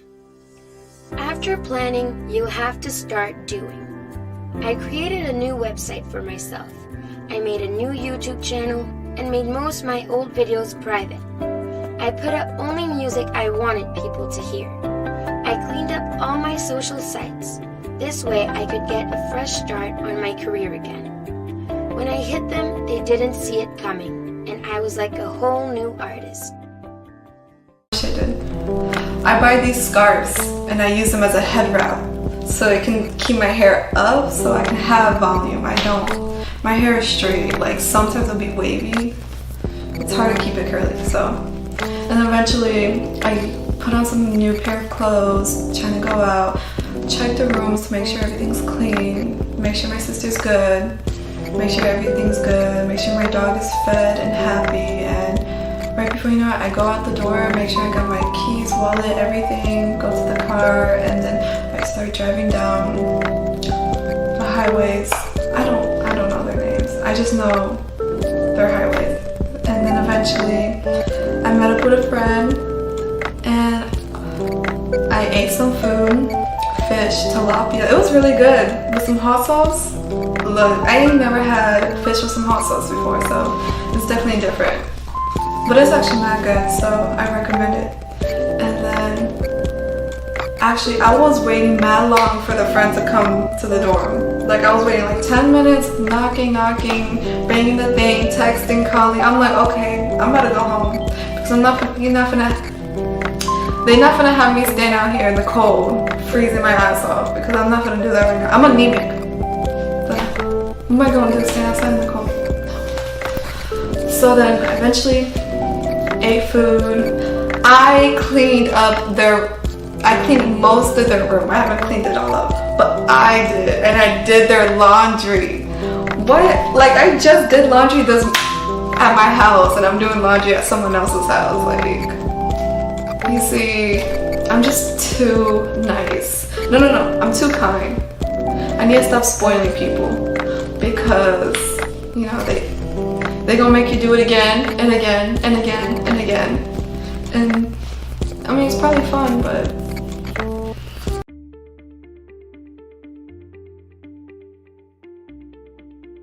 Hi, my name is Emmanuel Sims, but you may know me as Overtime Sims. I'm a rap artist, a film producer, and an author. I know a lot about setting goals and achieving goals. First, you need to know what you want. What are your goals? Once you know what you want, you need to set a plan. What steps do you need to take? What resources do you need? Once you have a plan, it's important to take action. Put your plan into motion and don't give up. Stay focused on your goal and don't let anyone or anything get in your way. If you follow these steps, you'll be able to achieve any goal. Go out there and make your dreams a reality.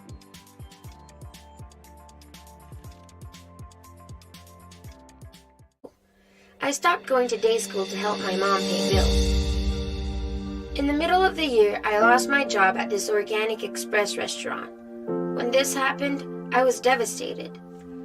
Night school wasn't for me. I was only there so I could work and pay bills. Without a job, there was no need in me being there. I called a local DJ named DJ Momo, who had started an internship program giving high school kids an opportunity to gain exposure to the music industry.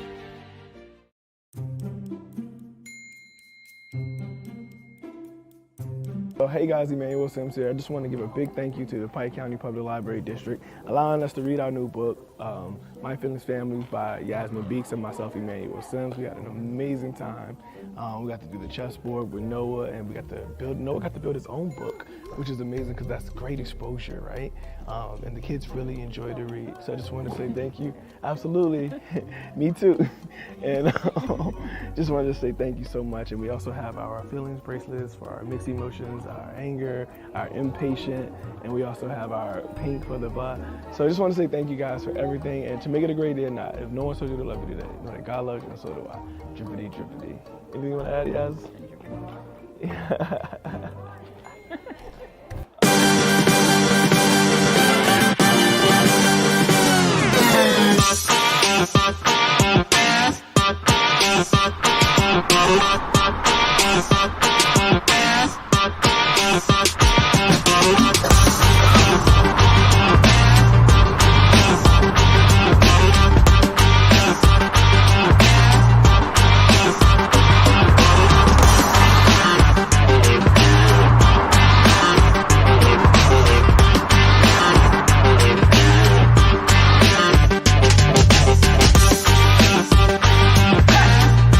So you have an idea, a brilliant concept for a movie that has been brewing in your mind. You can see it on the big screen, captivating audiences, leaving a lasting impact. But what now? How do you turn that idea of yours into a reality, bringing it into a full-fledged film?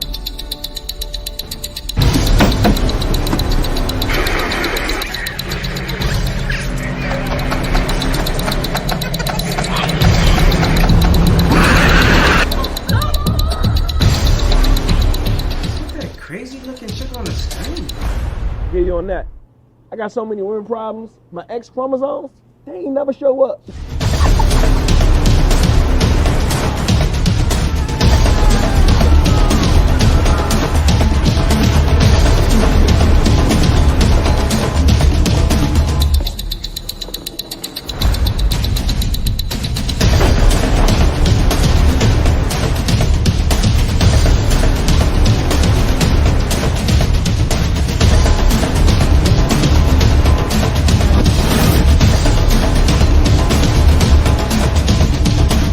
That's where we come in. We're a team of experienced producers who specialize in turning your ideas into reality. We take your vision and guide you every step of the way, from concept to the screen. And the best part, it won't cost you a dime to learn how we can turn your idea into a motion picture. Schedule your consultation today with our team of expert producers. We'll listen to your ideas, provide guidance on the entire movie-making process, and discuss how we can bring your vision to life. So don't let your movie get stuck living in your head. Take action now and schedule your free consultation with our team. My name is Emmanuel Sims, and I'm here to help you bring your movie to life into the big screen.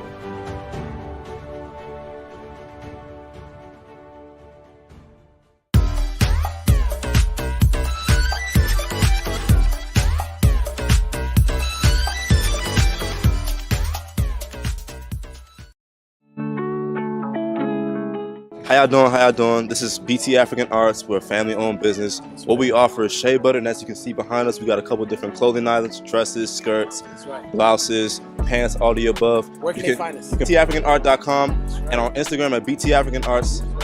Tap in, see us, follow us, and we're gonna show you what you like. Yo, we have shea butters, we have oils, and we have all these beautiful dresses just for you.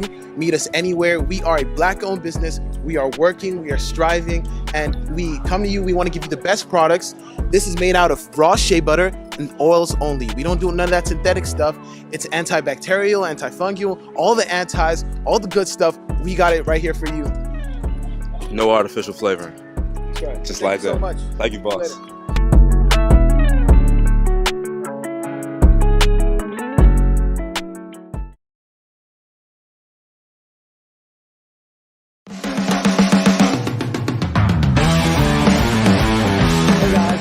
Fuller. My name is Adrian, aka Colada. I'm an IT specialist. I'm a singer, songwriter, producer. Everyone's looking for love. I'm looking for love. Because my ex niggas. Brooklyn.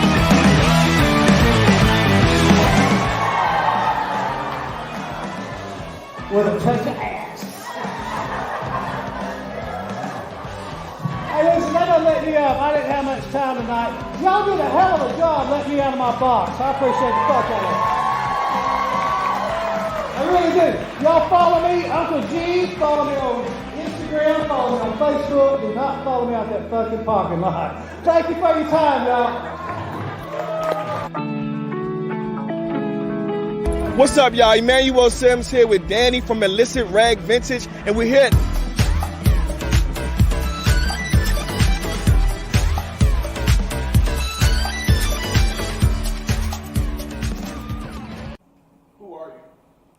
I'm CEO Blaze. I'm from Norfolk, Virginia, and I'm pretty much visiting Orlando for a weekend.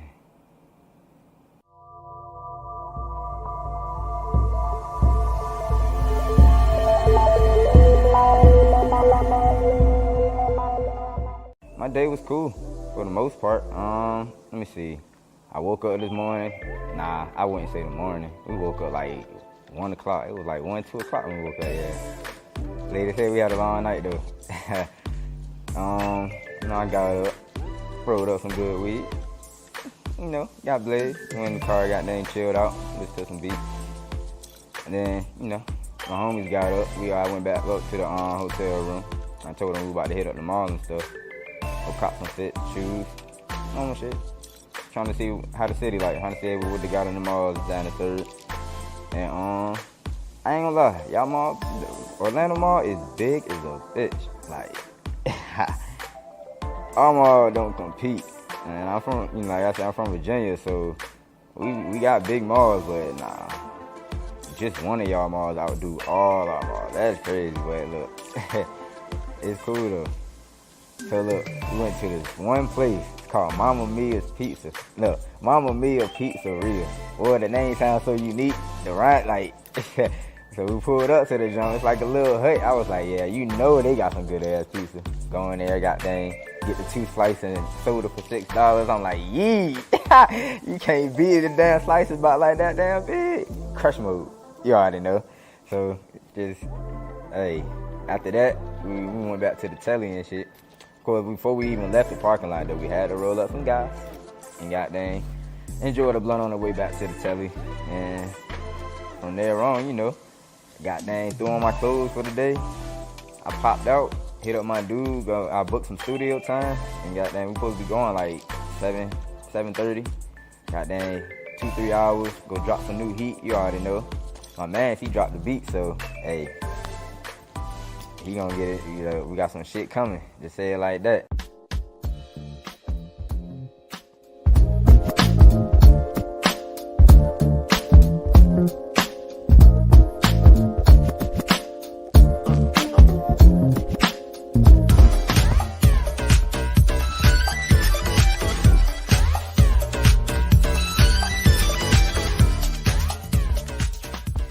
So you have an idea, a brilliant concept for a movie that has been brewing in your mind. You can see it on the big screen, captivating audiences, leaving a lasting impact. But what now?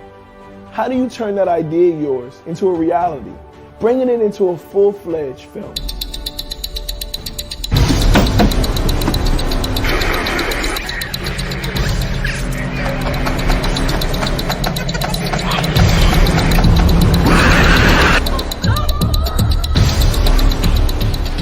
Crazy looking chick on the screen? on that. I got so many women problems. My X chromosomes, they ain't never show up.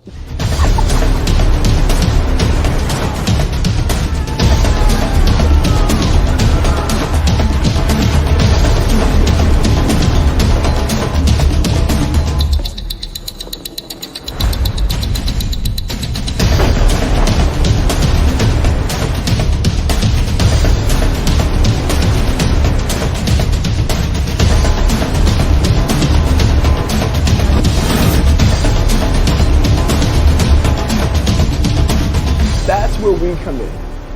We're a team of experienced producers who specialize in turning your ideas into reality. We take your vision and guide you every step of the way, from concept to the screen. And the best part, it won't cost you a dime to learn how we can turn your idea into a motion picture. Schedule your consultation today with our team of expert producers. We'll listen to your ideas, provide guidance on the entire movie making process, and discuss how we can bring your vision to life. So don't let your movie get stuck living in your head. Take action now and schedule your free consultation with our team. My name is Emmanuel, and I'm here to help you bring your movie to life into the big screen.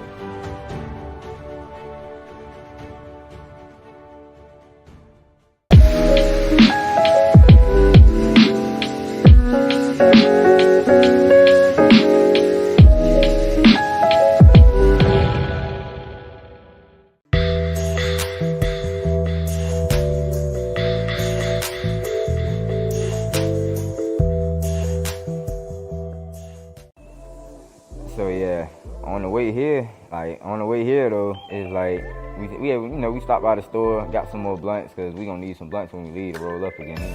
I love smoking, so I roll up all the time. Realized we ain't had no gas when we got here. Like I looked at the tank, I was like, we just at the fucking gas. Like we was at the gas station, why we ain't getting no gas?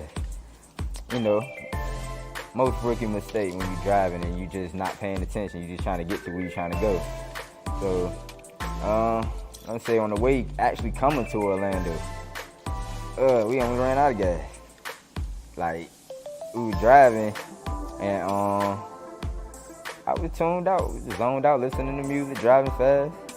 Didn't think to look at the gas, and as soon as I looked at the gas, that thing was on E. I was like, ah. So of course, I'm racing trying to find the next gas station. Finally found one, and when we got there, they had this little Mexican restaurant in the store, and I'm telling you, they had some type of beef they made. They put potatoes in the junk, and they threw it on the taco. Yo, crush mode at its finest. That's all I can say. That shit was good as a motherfucker. Cheap too, just for it to be at a gas station. I'm like, yeah. So got gas, and got back on the road. We got into town kind of late, but hey, we still made it, and we enjoyed ourselves for the night. Down there, stayed up all night. We ain't go to sleep till like 7, 8 in the morning. I try to make music for all the crowds, so like I don't just stick to one crowd. I bounce around categories, and I go in, get in that cash. How you gonna act? So you don't know. Fucking I'm getting that money. That's every day. I be on the go. People be claiming they hard, but I already know from the jump, these niggas foe. I'm aim steady killing. You already know nigga got the fofo. Never gonna miss. I'm on the theme, you already know. Getting that cash. I got the team, we getting all the dough. People keep talking, the niggas foe, and I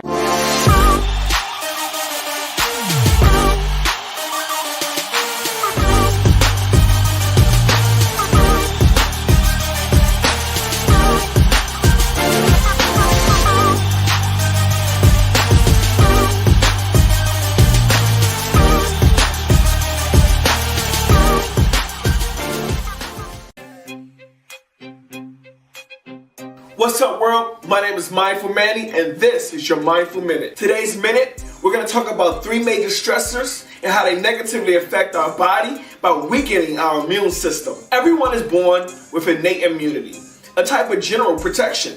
For example, the skin works as a barrier to block germs from entering the body, and the immune system recognizes when certain invaders are foreign and can be dangerous. There are 3 major stressors that weaken the immune system, making your body susceptible to other negative and unwanted diseases. The top 3 major stressors that hurt the immune system are: 1.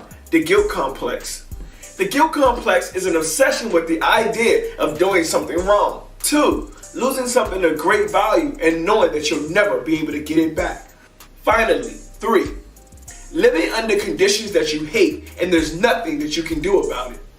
These 3 major stressors can weaken your immune system, causing you to become physically or mentally ill. Alright guys, let's take the conversation a little bit further in the comments. It has been Mindful Manny, and this has been your Mindful Minute. Until next time. I ain't trying to hear it, bro. That's a real fact. And I get money that's back to back. Every day of the week, I gotta do what I do to keep myself on the map. Wanna be real, but you ain't even spitting, nigga. All the shit you saying ain't facts. Me and my team, we coming through every day of the week. Yeah, we count up the racks. So I came to Atlanta from the jump because I was trying to, get my connections up out here. I haven't been to Florida. I go to Atlanta a lot. I build my connections up out there. I live in Virginia. Connections straight out there. So I was like, Florida just a move I haven't made yet. So I just decided to come out here, book some studio time, meet some people, network, go around and find out what's around here for real. Just build things up. So next time I come into town, you already know I can make the major moves I need to make. But for the most part, like I said, I'm enjoying my time out here. And with the studio wise, like I said, we got some book time around 7 o'clock. We're gonna head up there, we're gonna drop some heat. We're gonna let them know where we from. And we got there and get it in. For the most part, good 3 hours. We're gonna drop something between now and then. But I wanna get into the acting field as well. So it's just like, I'm pushing towards that now as well. So I write movies and I wanna start filming the movies, build up my production team. Start putting it together, start getting the scenes in, start getting the actors that we need to get, and just start putting everything together. It'll also help my music in the long run too, because of course I'm putting my music in the movie. So it's just like, always just coming together all in one. Slowly but surely building. It takes time, but it's, keep the grind. Oh yeah, you can find me on Instagram at CEO Blaze, and pretty much it'll show you everything. It'll show you my life, show you what I got going on. Just CEO BLAZE. Yeah, CEO Blaze. You can find my music on YouTube, Apple Music, iTunes, Spotify, Amazon Music. I got music on pretty much everywhere, all platforms. You can just find it everywhere. I got videos out. My highest video I got out right now is called Trenches at 35,000 views on YouTube. So y'all go check that out as well. Y'all gonna love that one too. I was way out in the desert somewhere, man.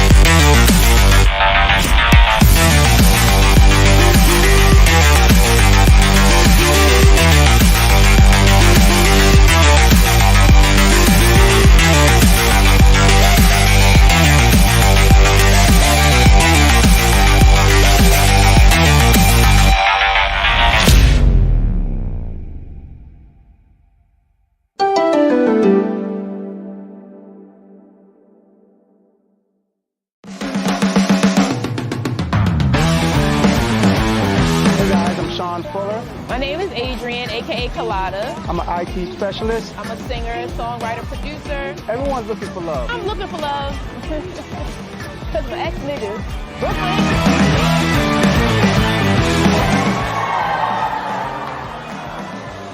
With a touch of ass. Hey, listen, that doesn't let me up. I didn't have much time tonight. Y'all did a hell of a job letting me out of my box. I appreciate the fuck out of it. I really do. Y'all follow me, Uncle G. Follow me on Instagram. Follow me on Facebook. Do not follow me out that fucking parking lot. Thank you for your time, y'all. What's up, y'all? Emmanuel Sims here with Danny from Illicit Rag Vintage, and we're here.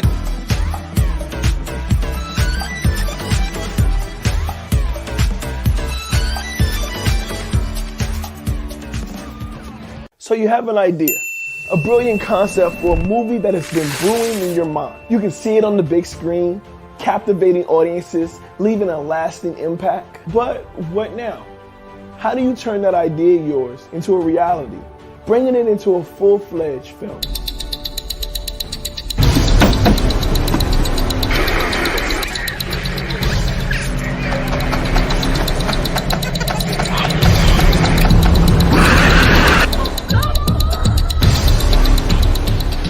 Crazy looking shit on the screen. Get you on that. I got so many women problems. My X chromosomes, they ain't never show up.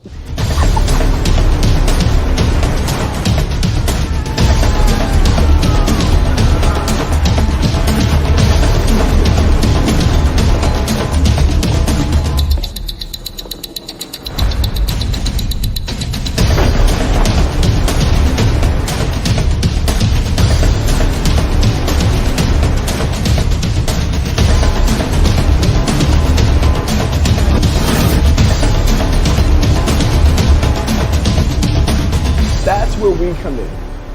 We're a team of experienced producers who specialize in turning your ideas into reality. We take your vision and guide you every step of the way, from concept to the screen. And the best part, it won't cost you a dime to learn how we can turn your idea into a motion picture. Schedule your consultation today with our team of expert producers. We'll listen to your ideas, provide guidance on the entire movie-making process, and discuss how we can bring your vision to life. So don't let your movie get stuck living in your head. Take action now and schedule your free consultation with our team. My name is Emmanuel, and I'm here to help you bring your movie to life into the big screen.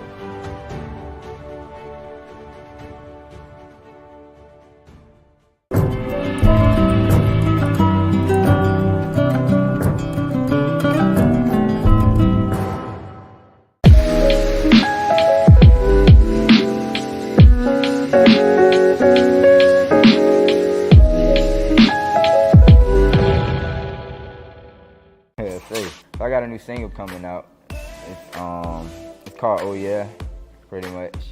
It's like an island type of song. I feel like the ladies gonna like it, you know. It's gonna go around like it's supposed to. Of course, I'm gonna have a video come behind it, and you know, I'm dropping that soon. I can't really give you a definite date, you know, cause I still don't know a date yet. Keep my bitches in twos. All of my checks are approved. The VVS shining like, ooh, catch my for your nigga, who's that in the suit? Pulling up, then jumping out of the coupe. Armor fatigue like I'm part of the troop. One push of a button, I'm dropping my roof. When I step foot in the club, nigga move. I just got back from a cruise, went to the Bahamas, water crystal blue. All them bitches met a few, they did anything that I told them to do. I didn't catch any names, they hit my job later, I answered like who? Ain't showing no love to none of these steinies, I put them onto the crew.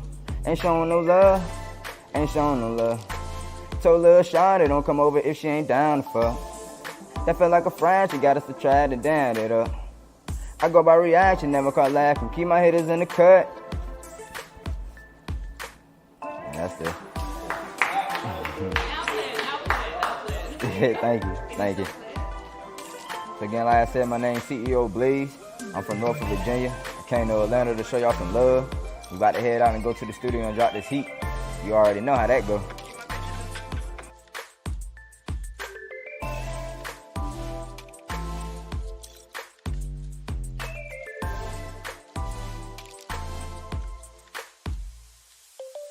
CEO Blaze.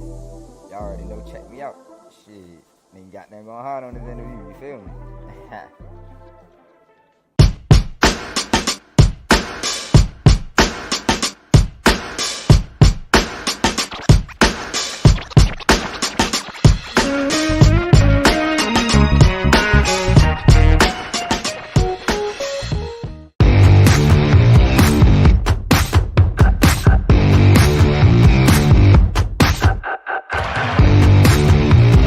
did you see the news?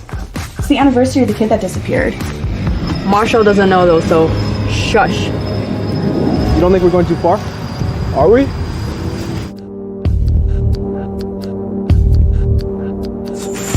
feel like I'm in some bad student movie.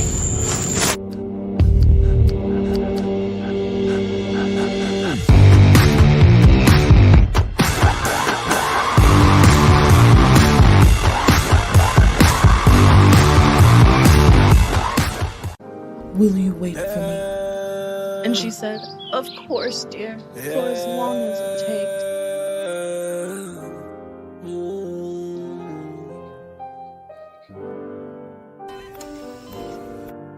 I'm so sorry.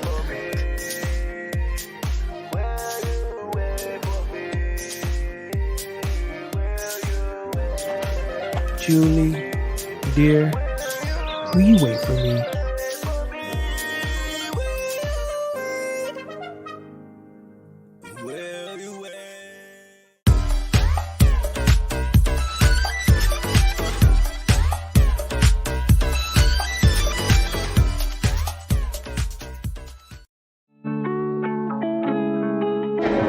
I go by the name Nagaso. You can find me on Instagram at NIGASOUL. Nagaso. And I'm in Baltimore. I'm a Baltimore-based artist. I'm an emotional-based artist. First off, let's clear that up. I'm an emotional-based artist. I'm one of a kind. You're not gonna find too many people like me. And my theme is hearts. I put hearts in all of my pieces, and I use a half a heart as my theme symbol because we all broken in some way. So come follow me at NIGASOUL at Nagaso.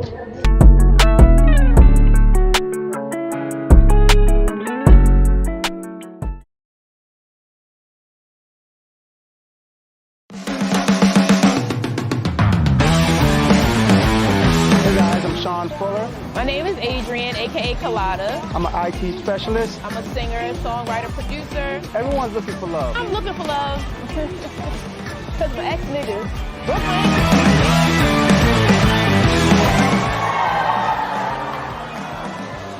With a touch of ass. Hey, listen, that don't let me up. I didn't have much time tonight. Y'all did a hell of a job letting me out of my box. I appreciate the fuck out of it. I really do. Y'all follow me, Uncle G. Follow me on Instagram. Follow me on Facebook. Do not follow me out that fucking parking lot. Thank you for your time, y'all. What's up, y'all? Emmanuel Sims here with Danny from Illicit Rag Vintage, and we're here.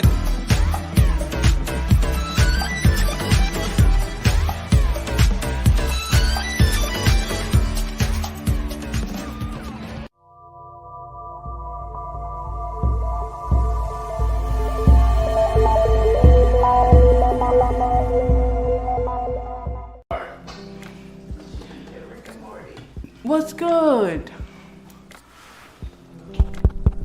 Yeah. Alright, so we're just gonna have you talk to the camera here. Yeah. Be, cautious. This is the school equipment, so we can't be doing all that. But I'm recording. Right. Okay, let's go. Alright. The question is, how was your day? And I want you to tell us from the time you started to now. As much details as you feel needed. How was I day? How was your day? I am I. Okay. How was I day? I day was excellent.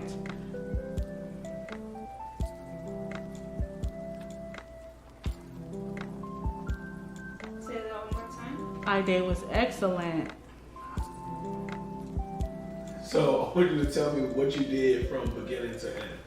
All the details. I just did not shit. Like, I did not anything. I did I woke up in my Airbnb and I was like, oh, what am I gonna do today? It's my last day here. How do I accumulate enough of what's on my foot, which is Satan? So I was like, all right, I gotta think of something. So I said, I'm going to Universal Studios. So that's exactly what I did. And then I asked the security at the gate, I said, how do I get to Full Sail University? And then he was like, you just get on the bus and go to Full Sail. I was like, great. I was like, which one? And then I found it. And then I was like, there on the bus, recording me going to the school. And I got there and it was like the most latest event.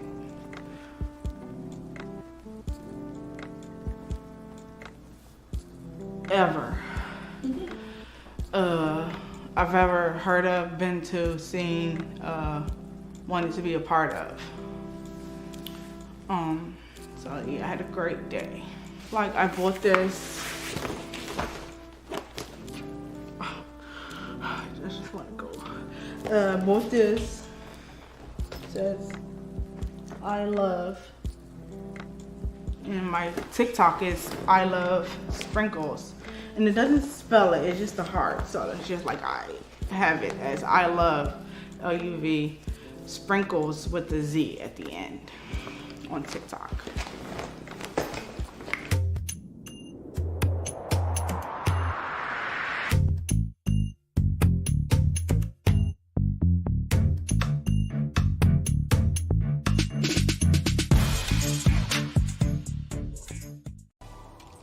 And that's pretty much just how my day goes, at least when I'm out in school. But yeah, that's probably my average life as a music producer. My name is Matt Miami, or Matthew Haber, from Miami Beach, 305. You can find me on Instagram at MATT__Miami. My email is mattmiamibeats@gmail.com, MATTMIAMIBEATS@gmail.com, and reach out. I love hearing what people have going on. I love working with anyone who has a good spirit or anything creative. I absolutely love. So you're watching the Indie Movie Network, and this is Matt signing out.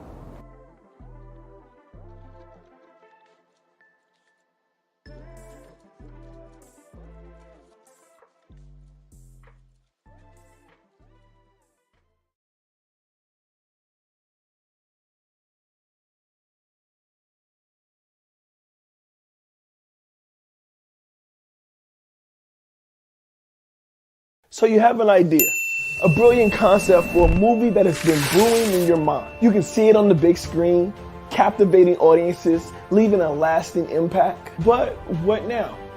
How do you turn that idea of yours into a reality, bringing it into a full-fledged film?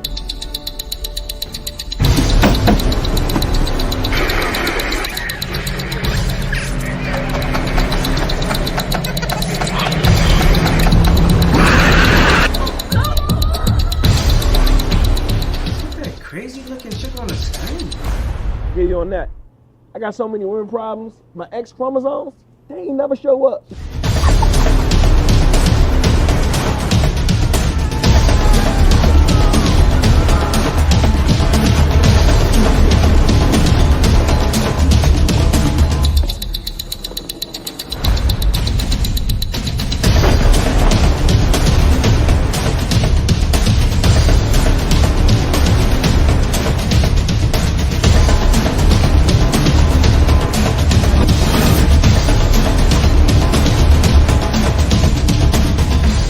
We come in. We're a team of experienced producers who specialize in turning your ideas into reality.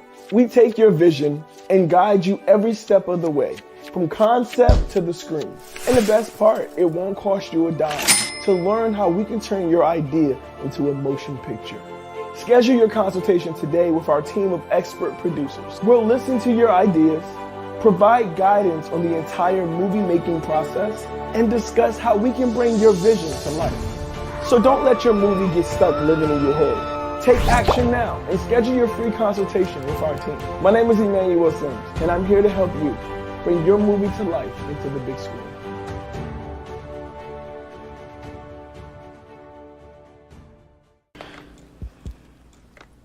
Yeah, so that was, I have plenty of not videos and cool things happen there.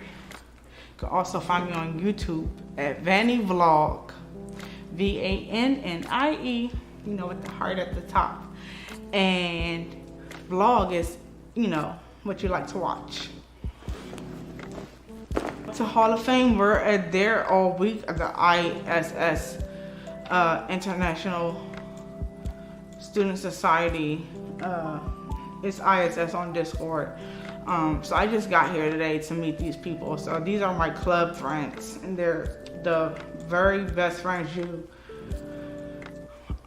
own. So ISS is the International Student Society, and I am part of that club. I'm very popular on Discord, but to meet these people in real life have really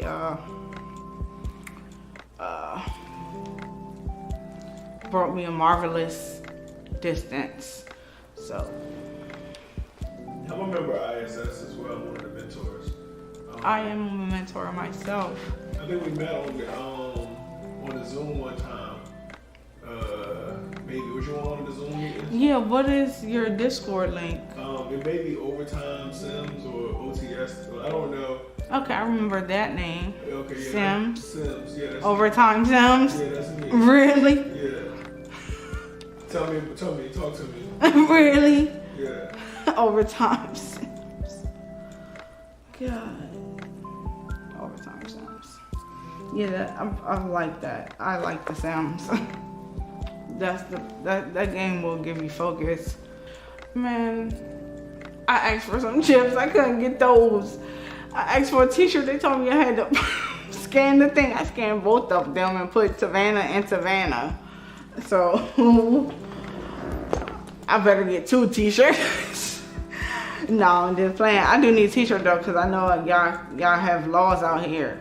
And I got a tank top on up under this, you know what I'm saying? So I can't be walking around with a tank top on in like March, the middle of March. You know, it's not even the middle yet, so yeah. My favorite part about the Hall of Fame event today on Tuesday, which was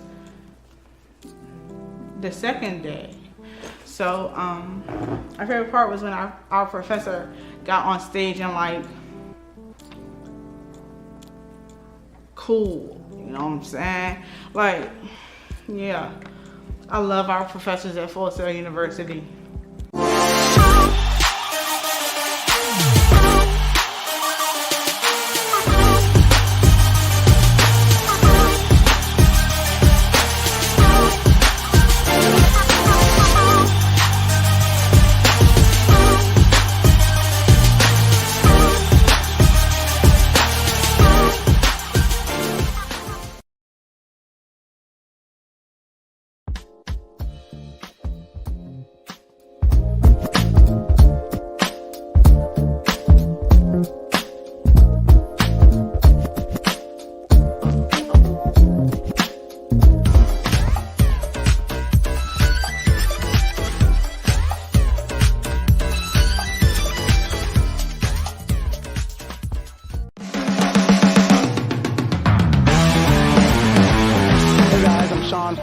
My name is Adrian, aka Colada. I'm an IT specialist. I'm a singer, songwriter, producer. Everyone's looking for love. I'm looking for love. Because my ex-niggas.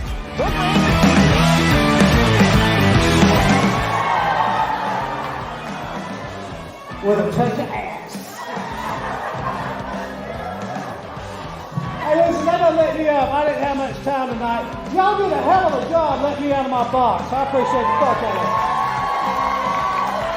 I really do. Y'all follow me, Uncle G. Follow me on Instagram. Follow me on Facebook. Do not follow me out that fucking parking lot. Thank you for your time, y'all. What's up, y'all? Emmanuel Sims here with Danny from Illicit Rag Vintage, and we're here.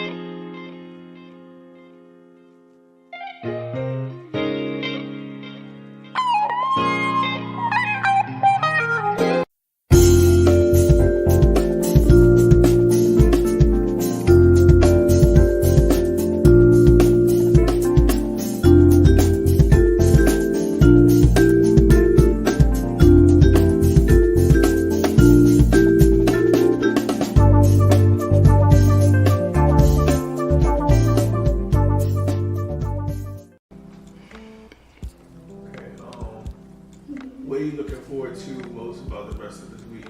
I'm looking forward to like finding a home. I found a good one. Like it's a really good price, and I hope that I can get it. I want to own it. Hi.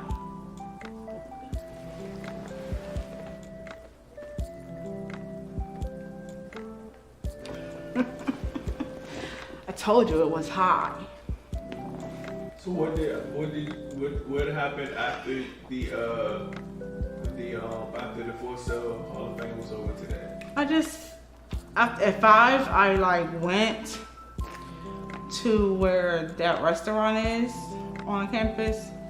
And I sat there for a little bit with Yanni, and then Yanni was like, want to go inside? I was like, yeah. So I went inside with Yanni, and then Yanni was like, bye. I was like, later, bud. And he was like, gone, and I was like, okay, I want to do some classes.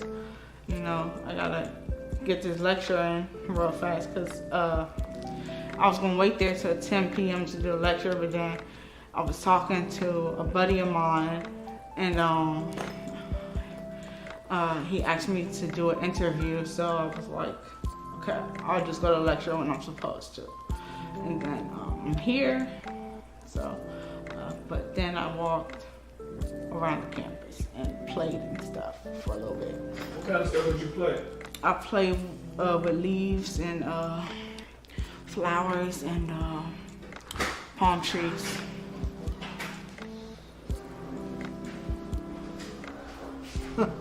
What up, y'all? I'm doing the interview. Anywho, that was the highlight of my day being on campus. Like, that I finally have a day, you know? Feel like that. And I'm like,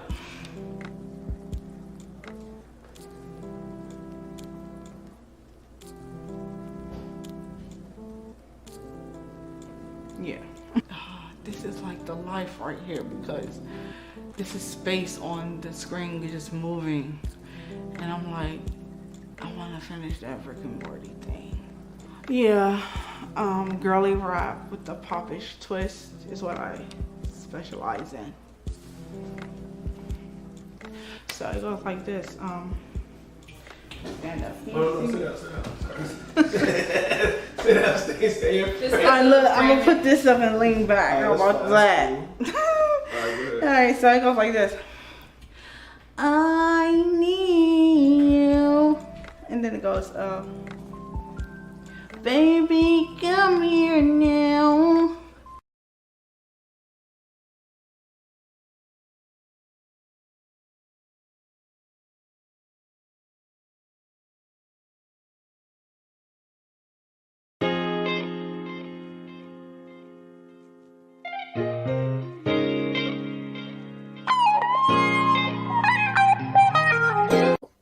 I stopped going to day school to help my mom pay bills.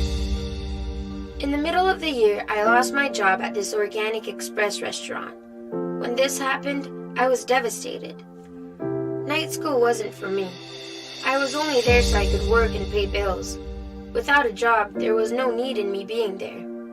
I called a local DJ named DJ Momo, who had started an internship program giving high school kids an opportunity to gain exposure to the music industry.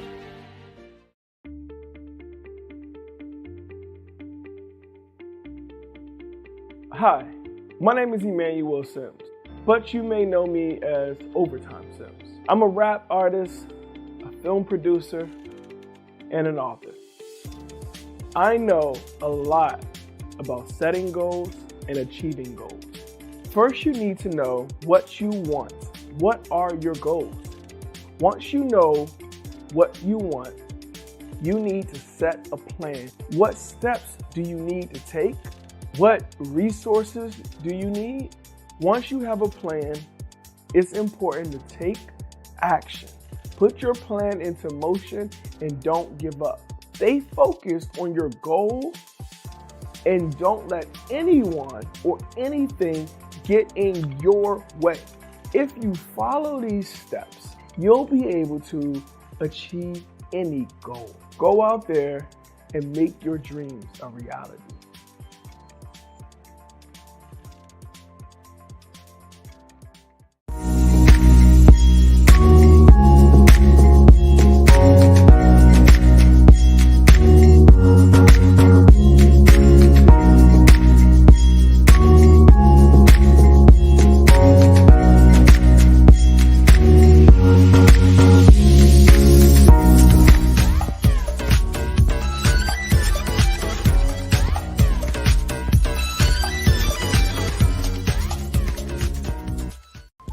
Baby, come lay down. Baby, come in. And then it goes, baby, come on now. Baby, come here now. And then it goes, baby, come in my room so I can make love to you. Baby, come in my eyes so I can show you around. I need you. Let me keep going. And then it goes, I need you.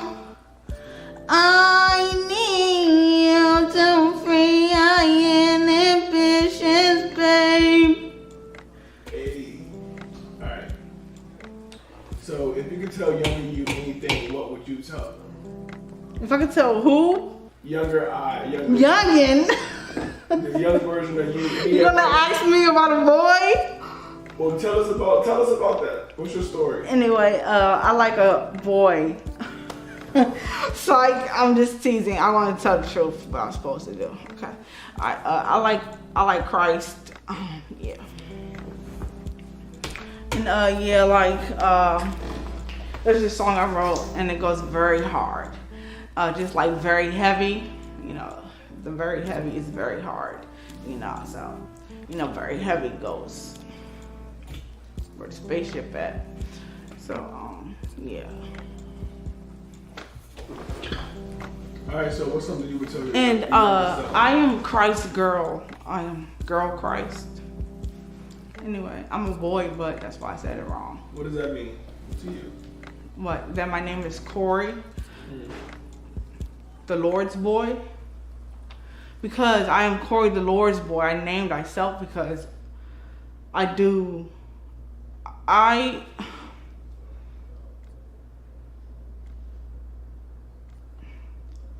Take your time. I work for the Federal Bureau of Investigation. So,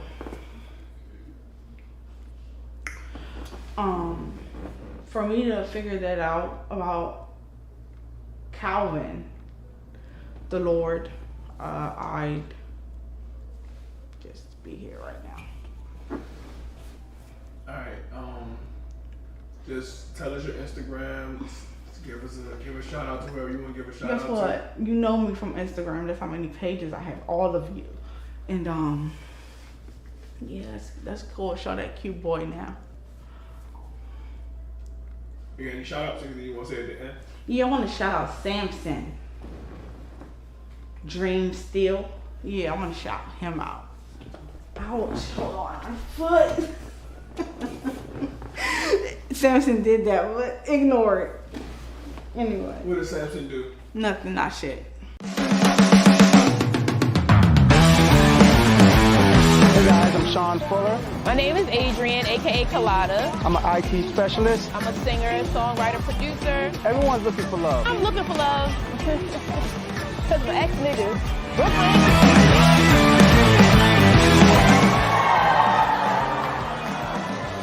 With a touch of ass. Hey, listen, that doesn't let me up. I didn't have much time tonight. Y'all did a hell of a job letting me out of my box. I appreciate the fuck out of it. I really do. Y'all follow me, Uncle G. Follow me on Instagram. Follow me on Facebook. Do not follow me out that fucking parking lot. Thank you for your time, y'all.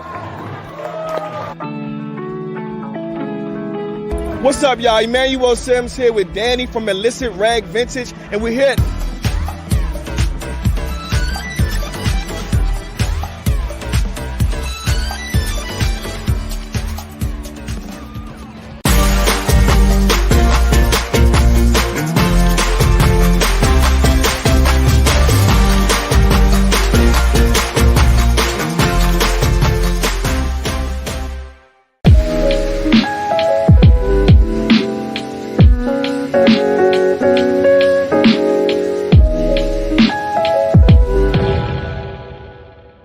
This is Audible. The action. After planning, you have to start doing. I created a new website for myself. I made a new YouTube channel and made most of my old videos private. I put up only music I wanted people to hear. I cleaned up all my social sites. This way I could get a fresh start on my career again. When I hit them, they didn't see it coming, and I was like a whole new artist.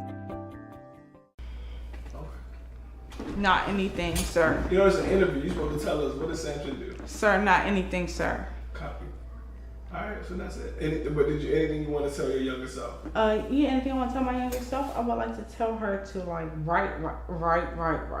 Never send. You know what I'm saying? All right. Hi. All right, so now just say your name and say you're watching the Indie Movie Network. And I would say, my name is, and thank you for listening to me in my day. What is the indie? It's a Roku network. I'll show you in a second. Is it Movie Network? Yeah. Okay. So just tell them who you are. Because this thing is like moving. So yeah. I'm like, still Tavanna. Thank you for watching the Indie Movie Network. What was it? That was good. Do it one more time. What was the first word? The Indie Movie Network. Yeah. Still Tavanna. Thank you for watching the Indie Movie Network. And that was my day. Thanks, sir. She said that's Thank you for watching the Indie Movie Network, and that was my day. And that was my day. Really? And that's how my day was. Just say, and that's how my day was. And that day was great. Today was great. I appreciate today. Yeah. And thank you for this interview because I like to talk. Well, tell us more. Yeah, I like to talk to girls because they know our business. You know, so I have to talk to them because they're our friends, all of them, no matter who they are. Because I'm a girl myself. So that's what we do. We do fun things and we always make a plan to make something fun happen. That's why we, like Valley Baby says, we are making plays. That's what girls do. You know, her voice is hitting hard. All right, cut it. That's it? I mean, we can keep going. Okay, well, my artists that I love because they are myself. Okay, I could go on for days, but there's about a handful. Well, make sure you talk to this camera too. Yeah, because I'm the best one. Squad. Did you say? But they are, you know, who I just mentioned, and then Rico Nasty. Oh yeah. And then Asian Doll, and then, you know, Native American Doll. What were you gonna ask? That's it. That's how my day was? Yeah, and that's what? how my day was. No, we're and that's how our day was. Yeah, and that's how my day was.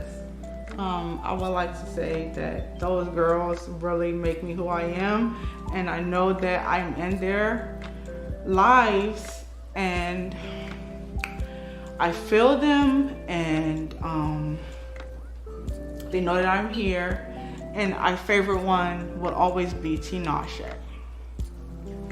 Yeah, you know, I have to talk about Tinashe because, you know, a lot of stuff that I appreciated Tinashe for came out on YouTube, and it got put up, so it's not there anymore. Sorry. Alright, and that was our day. And that was our day. Anyway. Yeah, we stand up. Okay, yeah, all day that.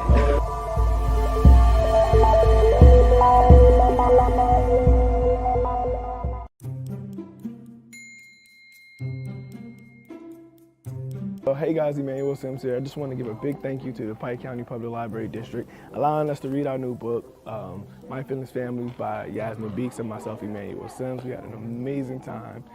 We got to do the chessboard with Noah, and Noah got to build his own book, which is amazing because that's great exposure, right? And the kids really enjoyed the read. So I just want to say thank you. Absolutely. Me too. And just wanted to say thank you so much. And we also have our feelings bracelets for our mixed emotions, our anger, our impatient, and we also have our pink for the butt. So I just want to say thank you guys for everything, and to make it a great day or not, if no one told you to love you today, know that God loves you and so do I. Drippity, drippity. Anything you want to add, Yaz?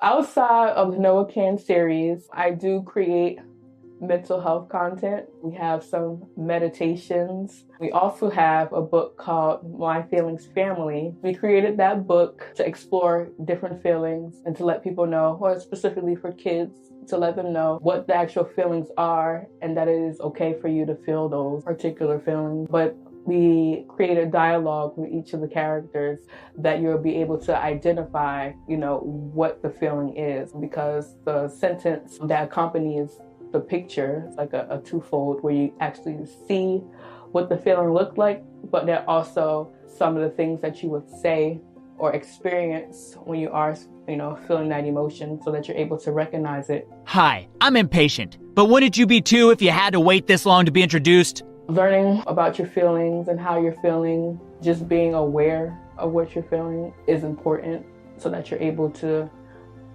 identify different coping skills and, different mechanisms and techniques to help you address a specific feeling, opposed to just walking around with it and not knowing that you are, having this moment.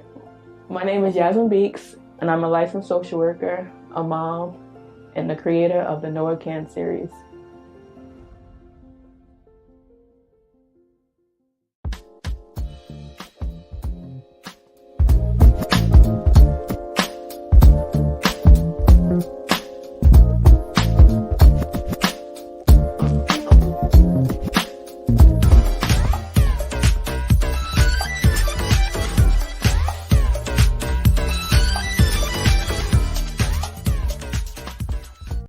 How do you live with yourself? How many old people a day do you con into getting their social security and credit card? You slimy bastard. You know what? I hope tonight on your way home you get hit by a bus. You hear me? From the creative mind of Emmanuel Sims. When the annoyed find themselves even more annoyed. Potential scam, starring Electin.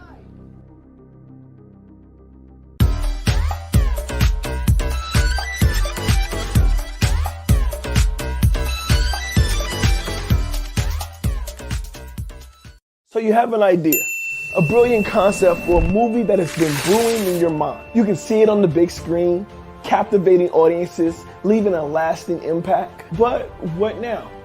How do you turn that idea of yours into a reality, bringing it into a full-fledged film?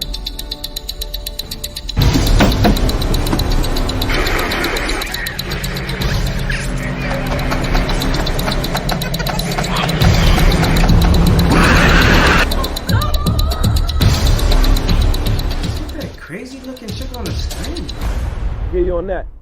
I got so many women problems. My X chromosomes, they ain't never show up.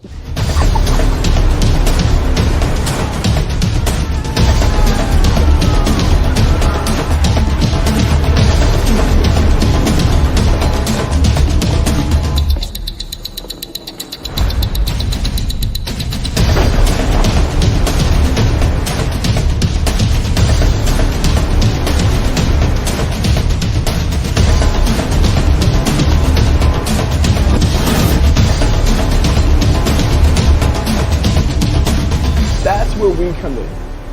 We're a team of experienced producers who specialize in turning your ideas into reality. We take your vision and guide you every step of the way, from concept to the screen. And the best part, it won't cost you a dime to learn how we can turn your idea into a motion picture. Schedule your consultation today with our team of expert producers. We'll listen to your ideas, provide guidance on the entire movie-making process, and discuss how we can bring your vision to life. So don't let your movie get stuck living in your head. Take action now and schedule your free consultation with our team. My name is Emmanuel, and I'm here to help you bring your movie to life into the big screen.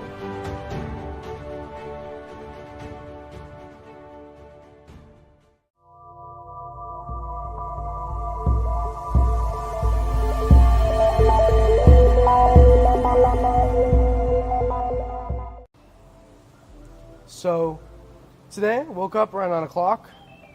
The first thing that I like to do when I get out of bed is just kind of look around and be grateful for what I have.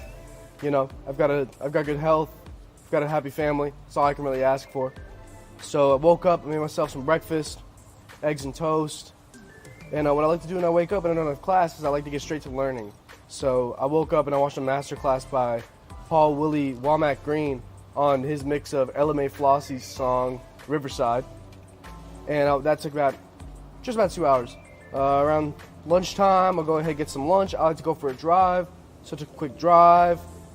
I absolutely love my car. I like building cars, I like working on cars. Today I watched a masterclass by Paul Womack Green on his song with Ella Mae Flossie called Riverside. And I picked up quite a lot of important information on stuff like compression ratios and learning how to mix low end. I have a lot of low-end frequencies of my music, and for me, picking up on any sauce or valuable information that has to do with making your low-end sound as clean as possible, that's always valuable for me. You know, a lot of rap music today, a lot of trap music, house, all the music that has a lot of heavy low-end is very moving in a certain direction, but we don't see the mixes growing in quality a lot of the time, and that's something I want to take in when I do my music as a trap, rap, and reggaeton producer. So, he was talking about mixing basses and 808s, layering them. That was a very interesting topic to me, as well as how he mixes background vocals. And that's something I have issues with quite a bit. So, learning that information really added to my day. So, I wrote it all down in my notebook, and I headed out for a little drive. And, I went out to Ecomahatchee Trail and drove about 5 or 6 miles and came back. I think for me, driving is something I have to do before I go and get into a deep state of thought, like mixing, as I went back to my apartment and I started to mix a record for my artist, Storm 2X, Brian Harley Storm, my boy. Euphoria coming soon. Euphoria coming soon. Stay in touch. Euphoria. So, yeah, I sat down and I was looking over one of the songs. I'm not going to say the name, but I've been mixing alongside my main engineer, Alejandro Suarez. A has produced it, A has mixed it. Alejandro, I love you. That's my family right there.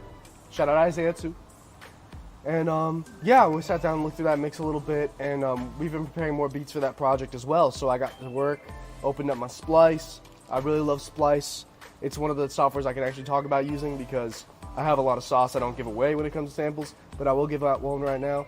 Nash Music Library.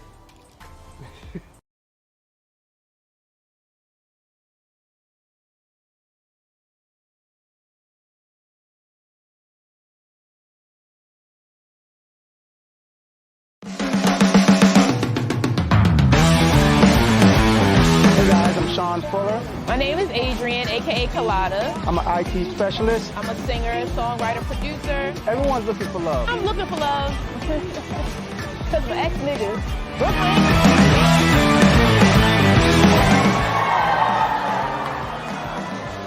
With a touch of ass. Hey, listen, that doesn't let me up. I didn't have much time tonight. Y'all did a hell of a job letting me out of my box. I appreciate the fuck out of it. I really do. Y'all follow me, Uncle G. Follow me on Instagram. Follow me on Facebook. Do not follow me out that fucking parking lot. Thank you for your time, y'all.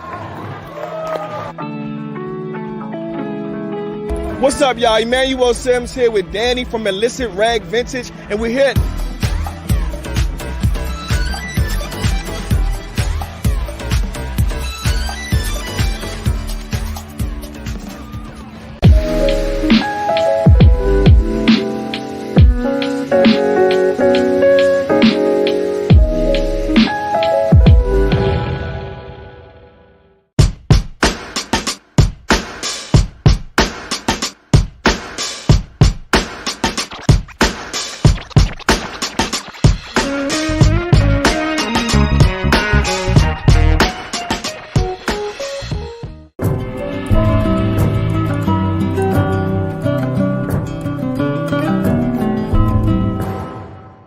So you have an idea, a brilliant concept for a movie that has been brewing in your mind. You can see it on the big screen, captivating audiences, leaving a lasting impact. But what now? How do you turn that idea of yours into a reality, bringing it into a full-fledged film?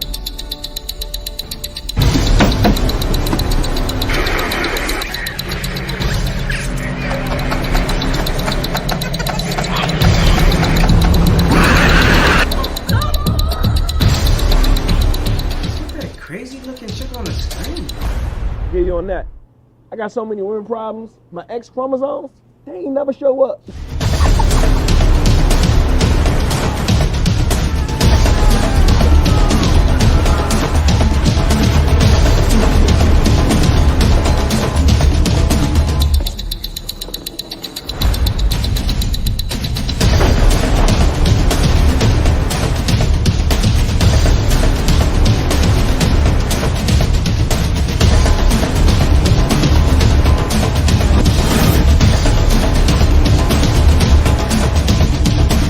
That's where we come in.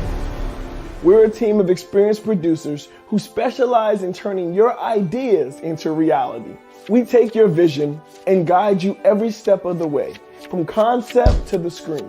And the best part, it won't cost you a dime to learn how we can turn your idea into a motion picture. Schedule your consultation today with our team of expert producers. We'll listen to your ideas, provide guidance on the entire movie-making process, and discuss how we can bring your vision to life. So don't let your movie get stuck living in your head. Take action now and schedule your free consultation with our team. My name is Emmanuel Sims, and I'm here to help you bring your movie to life into the big screen.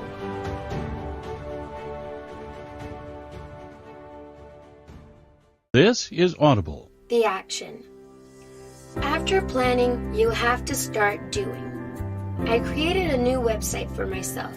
I made a new YouTube channel and made most of my old videos private. I put up only music I wanted people to hear. I cleaned up all my social sites. This way I could get a fresh start on my career again. When I hit them, they didn't see it coming, and I was like a whole new artist. Nash Music Library is a really sick software I also like to go and check through for my samples when it comes to music. So I went through, got some samples, I made about 4 beats, and didn't do any rough mixes or anything. I decided it would be a good idea to hit the gym, you know, gotta get the blood flowing, promotes good mental health.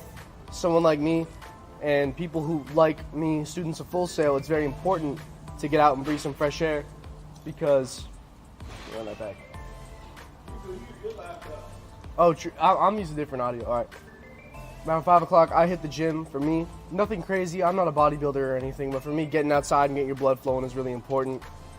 As someone who suffers with mental health, not diagnosed, but just in general, changing states of mental health, for me, it's important to have consistency throughout your day, and sometimes that little 45 minutes with the dumbbells or hitting the treadmill really makes my day that much better, and it makes me want to get out of bed every morning and continue to do what I do.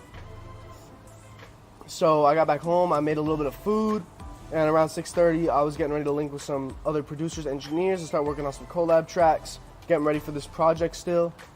For me, what I like to do before I'll go into a session with other producers, and I like to check out samples, I like to run through records. I have a huge crate of records sitting in my apartment. My entire walls are all covered with original 70s, 60s, 80s jazz vinyls, pop vinyls, disco hits, metal, anything you can imagine. I have 2 signed Metallica albums. I've got a really rare Nathan Page record, 1979 Invitational Jazz, hanging up there. I've got a Coltrane Pharaoh Sanders, a Japanese print. I got some pretty cool stuff I just like to listen through to. So I'll set up my system. I've got a nice little system in my house. I got 2 monitors set up and some JBL 305 Mark IIs. And I like to let them sit for a second. I like to hear out the sound of my room. And when I come in, me and my producers, usually whenever I'm working with someone, it's a sit down and talk before we get straight into the bit.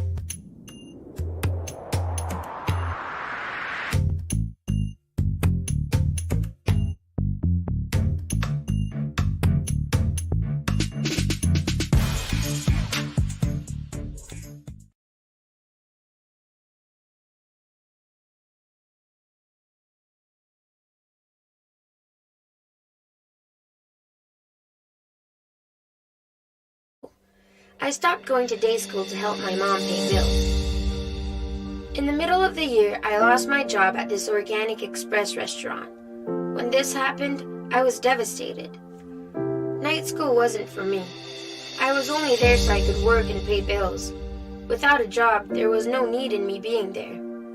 I called a local DJ named DJ Momo, who had started an internship program giving high school kids an opportunity to gain exposure to the music industry.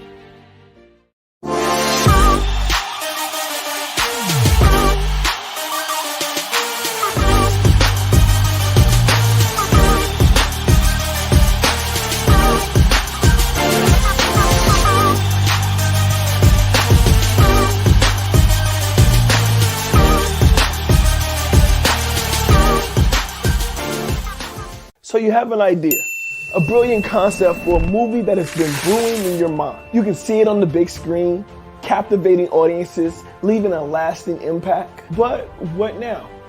How do you turn that idea of yours into a reality, bringing it into a full-fledged film?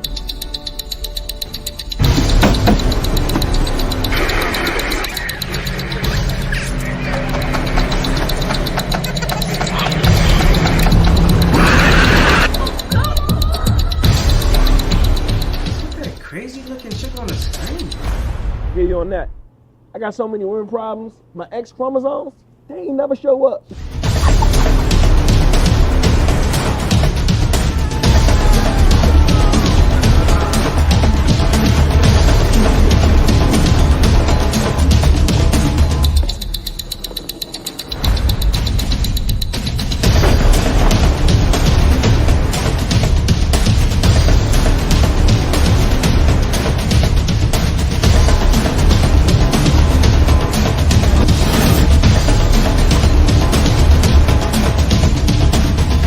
Where we come in.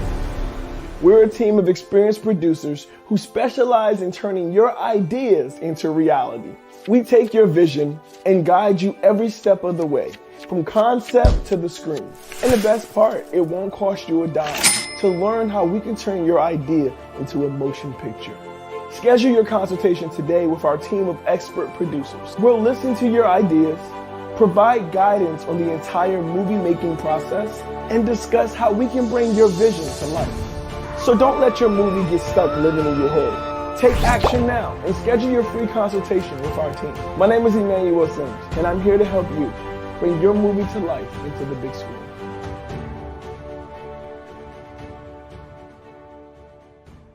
In a business where vibes are a key to what you're doing, I feel like getting in someone's head how their day has been, what's going on in their life, just a little bit can help you reflect on what you want to do, especially when you don't have a creative direction in some points. For me, Storm is such a versatile artist that I can kind of go in with whatever mentality I want as a producer. So sometimes working with another one to hear about, oh, what's going on in your life? How was your day? What have you been listening to? Oh, you've been listening to Justin Timberlake? Maybe I want to make some stuff like Pharrell today. Who knows? So I like to keep a very open mind. So at night, session ran, we had a great time. I think we pumped out about 5 or 6 beats, not fully mixed yet. When I produce, I'll do a rough idea and I'll lay out chorus and verse, and then I'll come back to it when I'm doing mix and arrangement, and then I'll do a master. But I like to take my time when it comes to arrangement because I feel like it adds a lot to the music. So post is about 11 o'clock. I hit up a couple of my friends in my car club.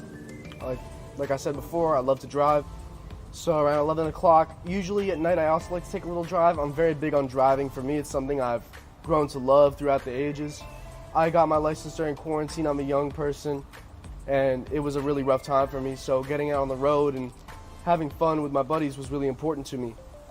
And as someone who likes to work and build up cars just a little bit, and someone who wants to get more experience with it, sometimes just tapping in with your vehicle and sitting there with the windows down, listening to my engine sounds, it really helps me calm down and think about how grateful I am for my day again. I'm someone who's very blessed with a healthy family and positive living, and I get to live my dream every day. I don't like to take it for granted. I have a great group of friends, and I couldn't be happier with my life, to be quite honest. I don't think I could have anything better going on. A lot of people talk about money or fame. Those are two things I have never chased in this business, and something I hope that I can continue to stick to, as my roots are really with the people who have supported me since I have been working on the demo of FL Studio and running the output headphones of my interface into the input because you couldn't export tracks. Those are the people who make my day every day when they hit me up and shoot me a call. But like I was saying, around 11 o'clock, me and a couple of my buddies from our car crew, we have a spot we'll go to.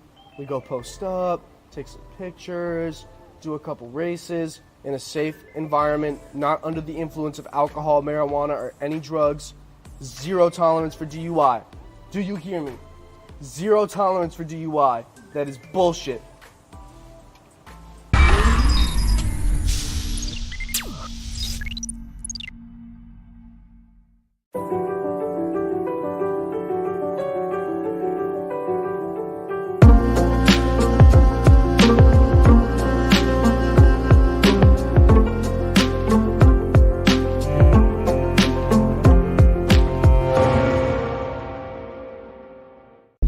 Toxic for no reason.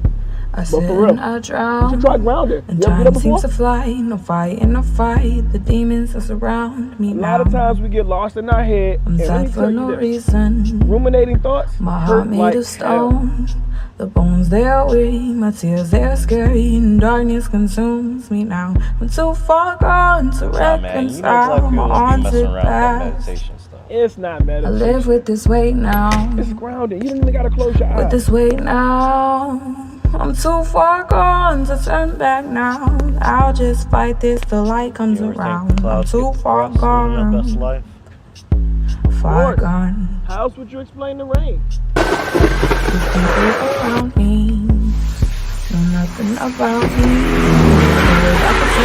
Leave them in a spell. Forget I got so many everything weird they problems. know. My X chromosome. I never try show to up. stay happy, but stuff keeps on happening. I'm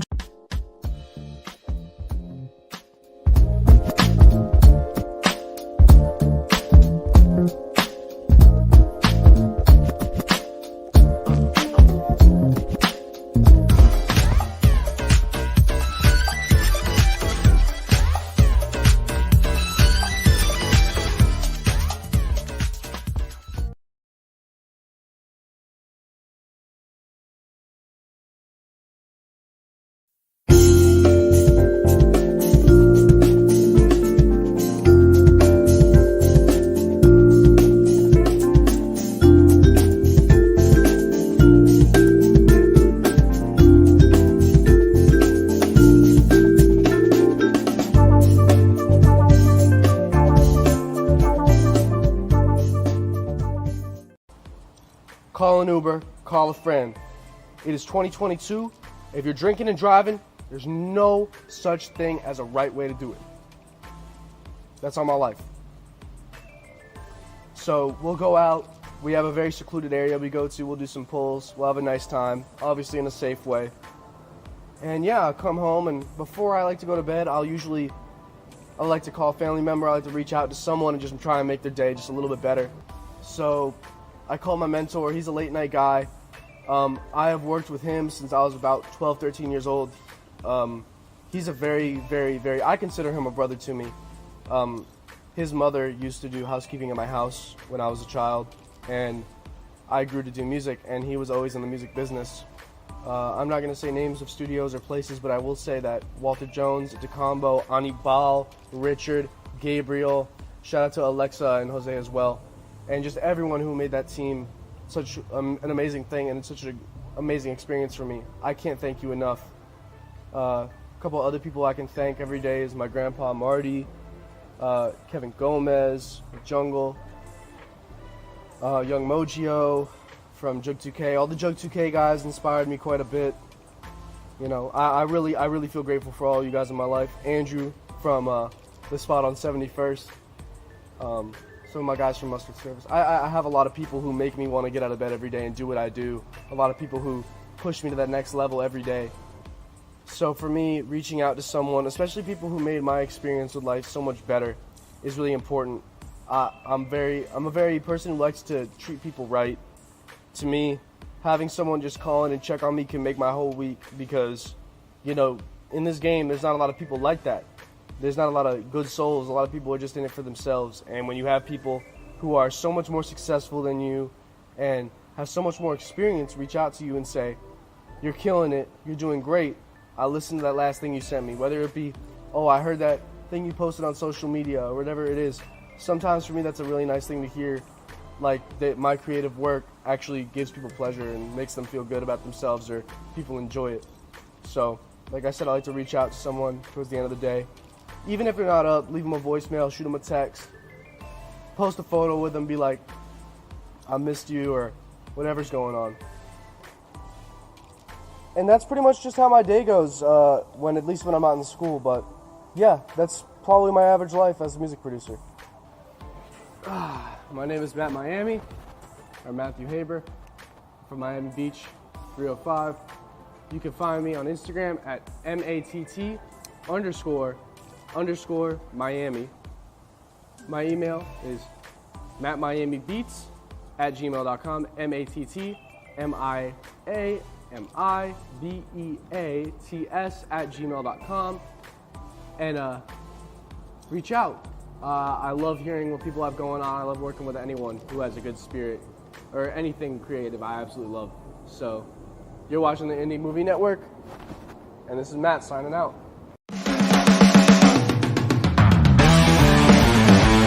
Hey guys, I'm Sean Fuller. My name is Adrian, aka Colada. I'm an IT specialist. I'm a singer, songwriter, producer. Everyone's looking for love. I'm looking for love. Because my ex-niggas.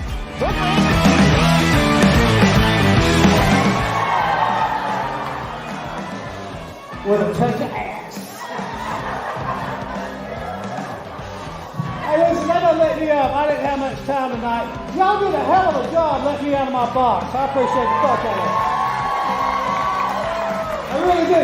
Y'all follow me, Uncle G. Follow me on Instagram. Follow me on Facebook. Do not follow me out that fucking parking lot. Thank you for your time, y'all. What's up, y'all? Emmanuel Sims here with Danny from Illicit Rag Vintage, and we're here.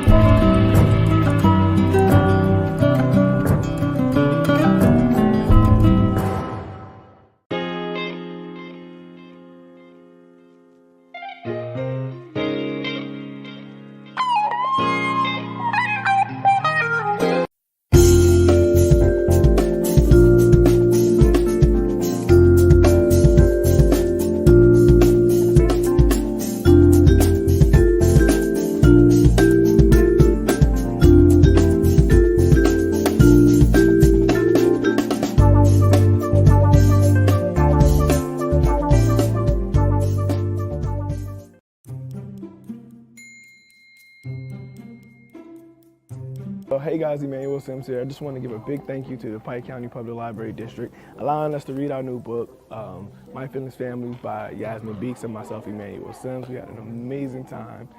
We got to do the chessboard with Noah, and Noah got to build his own book, which is amazing because that's great exposure, right? And the kids really enjoyed the read. So I just want to say thank you. Absolutely. Me too. And just wanted to say thank you so much. And we also have our feelings bracelets for our mixed emotions, our anger, our impatient, and we also have our pink for the butt. So I just want to say thank you guys for everything, and to make it a great day or not, if no one told you to love you today, know that God loves you and so do I. Drippity, drippity. Anything you want to add, Yaz?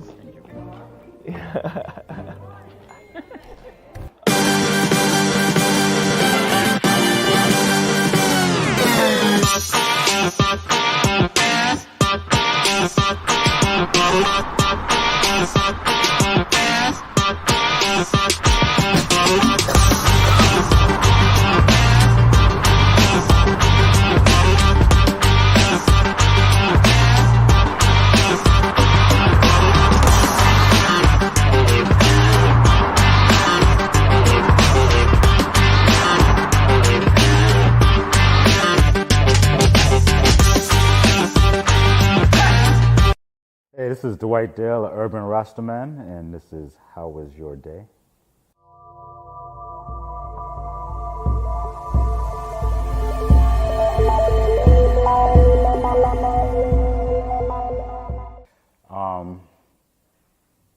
Every day is different. My day was good. Today was probably a little bit more challenging than most of my days. Well, no, I won't say that. Today was good. Today was about me staying centered. And from the beginning, I won't say that I failed to stay centered, but from the beginning of the day, I realized that it was going to be a challenge to remain centered the whole day. So I live in a house of women. I have 4 daughters. I have a wife. My mom lives with us. I'm surrounded by estrogen. I'm probably the most centered in the household outside of my mom. She's my focal point. She feeds into me as well. But that being said, I am in a house full of estrogen, full of women. So we have different moods, attitudes, conflicts to deal with, and I probably stay the most grounded out of everybody. So this morning, how was my day? I woke up. I normally have jobs to do, pest control, work, job, appointments, things to do out there. I did not today. Today, my only thing on my mind was preparing to come and talk about my day. For this moment, I'm trying to stay present in every moment. But when you're looking forward to something, you start preparing for it mentally. And some things take up more space in your mind than others. So from the moment that I woke up, I haven't been working out as much as I should have lately. So I determined that today I'm working out. My wife and I, we're great, but this morning, you know how sometimes in relationships, some days you're just not in alignment. Today was one of them days where we just were not in alignment from the start. And it throws me off. It throws me off a little bit. But I do my best to say no. I'm gonna stay as centered as possible. Everything is temporary. Those are things I tell myself. Everything is temporary. Everything. This will pass. This will just so even the way that I'm feeling for whatever reason, it'll pass. So I said I'm gonna work out. One of my daughters wakes up. It's summertime, so everybody's home.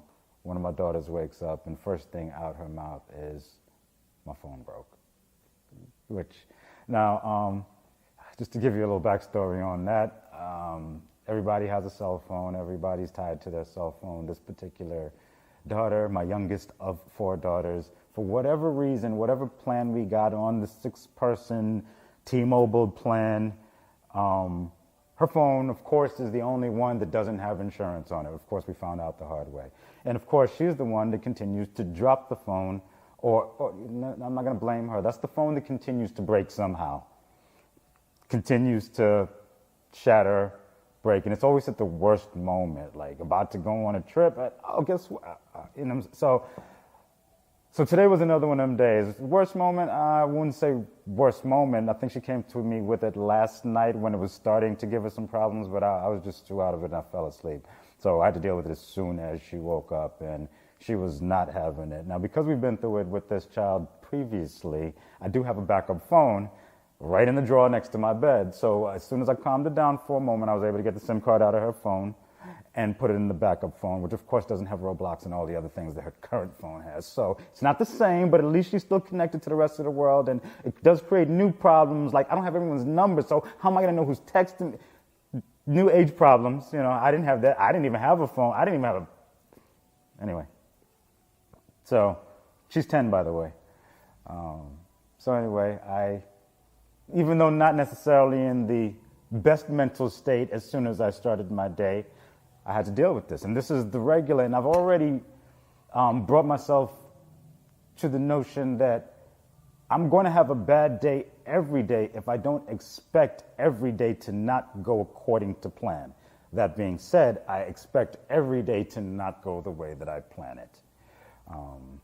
So I flow like water, Anyway.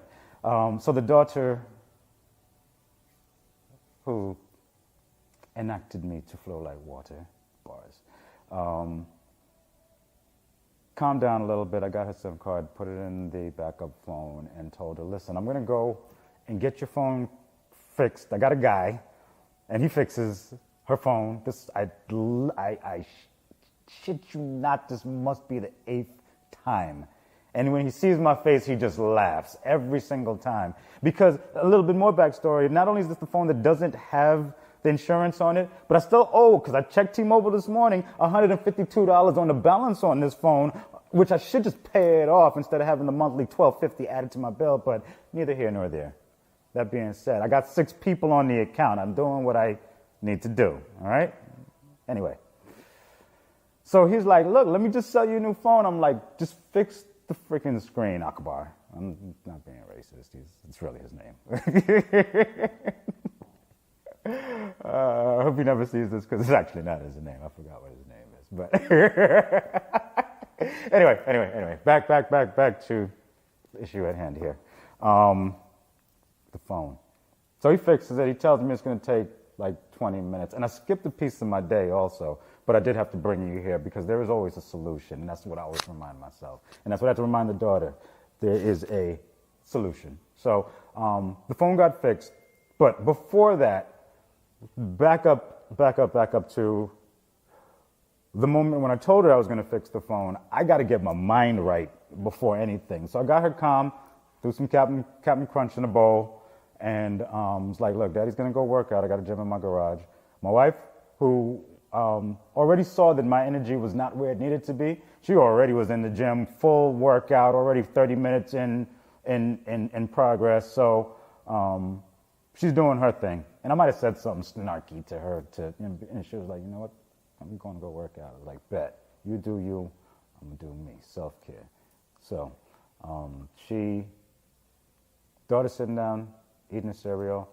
Told her I got to go work out first. I got to get my mind right. I go in the garage. Wife is fully sweating, and you know I'm really attracted to my wife. I can't lie. So I'm a little distracted in that moment. You know, might also be part of the reason I woke up a little stressed. I'm not gonna go there. Anyway, I see my wife in full glisten mode, listening to her Beyonce. Let the mic go. And that's not my workout. I'm more dead prez, you know, Mob Deep. I'm trying to get it. You know, I want to hit the pavement. So I jumped on a bicycle. You know what I'm saying? I jumped on a bicycle. I put in my headphones and told her I'll be right back. And I just got like probably a good 5-6 miles. Just got the wind in my hair, literally. You know what I'm saying? I just tune out, put on a couple of tunes that I needed to hear just to remind me of who the hell I am, remind me what I'm doing on this journey, remind me that everything is temporary. Sometimes you just got to remind yourself. And this is like 10 a.m. in the morning. The day hasn't even begun yet, and I'm already in a space where it's like if I don't get my mind right, I'm going to have a bad day. You know what I'm saying? So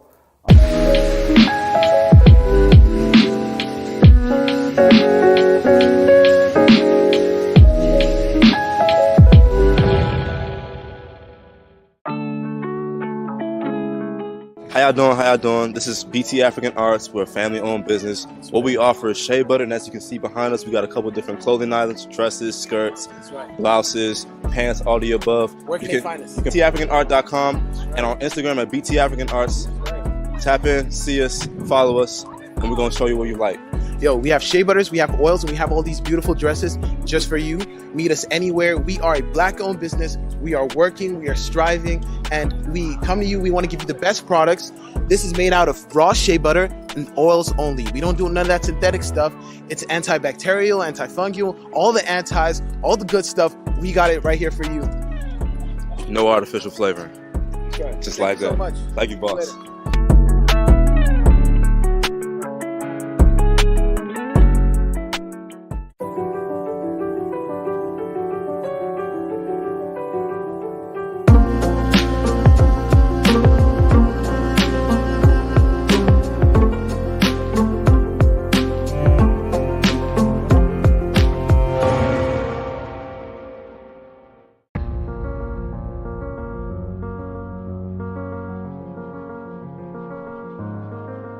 You have the white picket fence, palm trees slinging in the air, and clouds that are so close to the earth you can almost touch them.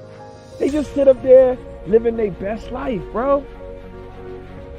Clouds got the best job. You ever think the clouds get depressed living their best life? Of course. How else would you explain the rain?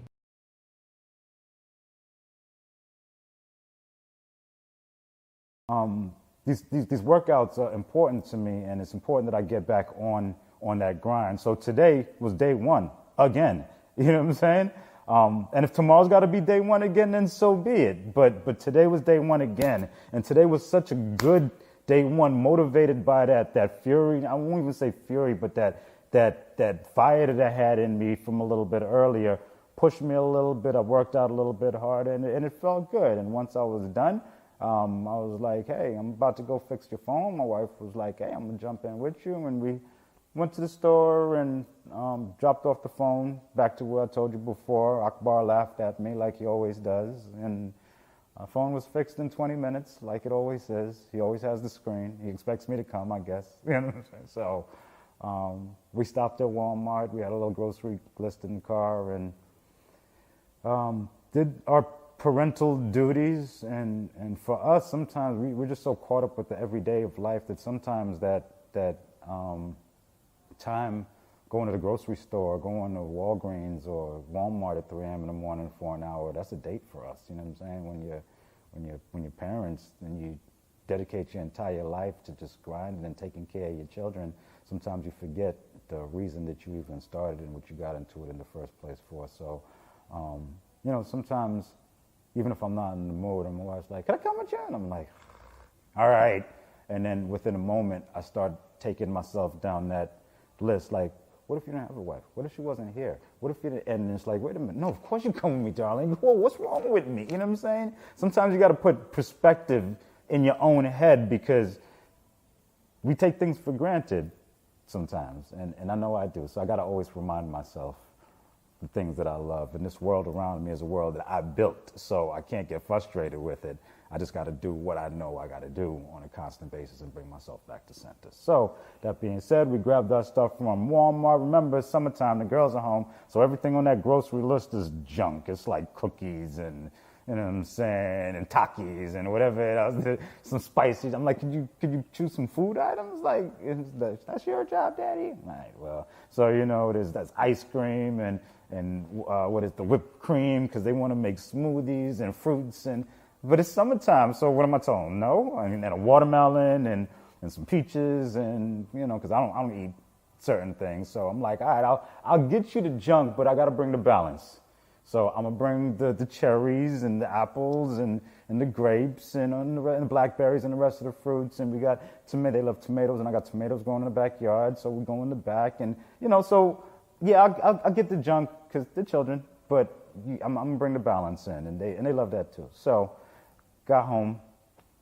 My wife's like, I know you got somewhere to be at 4 p.m. Turned out to be 6 p.m. But she's like, I know you got somewhere to be at 4 p.m., so I'm going to go ahead and put the stuff away, and you go ahead and do what you got to do, which was basically, get my outfits together, get my mind right. It's always getting my mind right. Everything that you do is mental, and if I don't have my mind right, everything takes so much longer than it needs to. Everything is so much harder. Things that I execute like that, when my mind's not right, I just stare at it. Knowing that it's going to, and it always comes out, the best ever, but I just stare at it like, man, this is difficult. Like, nigga, what's wrong? Anyway, so, yeah, there's a lot of that, slapping myself like, what's wrong with you? That's, all of my challenges are in here. All of my challenges are in there. Where was I? So how was my day? Getting ready to go to my 4 p.m. event, getting my outfits together. So I had to shave. I used to be a barber in one of my past lives, so when I finally fired my barber, because funny enough, he has a whole franchise of barbershops. Shout out to Urban Styles Barbershop. What up, Charlie? But funny enough, in high school, I used to cut his hair in the garage, and I don't cut hair that much anymore, but he's got a whole franchise of barbershops, so whenever I did go to a barber, I made sure I patronized him, because that's my people, and that's how I operate. It's the love. it's reciprocal. That's the word I like to use. So, but anyway, I fired him one day when I decided to be free of everything. Like, why am I paying somebody to do something that I know how to do? Like, I used to cut his hair. Yeah, I support his business. However, at the same time, while I'm trying to grow and do what I need to do, I need to do what I need to do. So I went back to cut my own hair and doing my edge, and, you know, I used the Beijing and edge up and all that, and knowing that I was going to be on camera today, I had to do all that. And even though I'm the urban Rasta man, but I'm the urban Rasta man, you know what I'm saying? So I got to still keep a certain level of, you know, pristine cutting and things. You know, it's a balance. It's a balance. It's like I'm a Rasta. I might grab some fish out the sea, but I'm a city boy. You know what I'm saying? I need Wi-Fi. You know what I mean? I'm an urban Rasta man. Urban, actually, people misconstrue the term and think that it means black. Urban means city. So, you know, if I'm an urban Rasta, I was born in Queens, New York. Jamaica, Queens, no doubt. But I am Jamaican. You know what I mean? Spend time in Jamaica and in Jamaica, Queens, funny enough, growing up. But yeah, I grew up in the culture,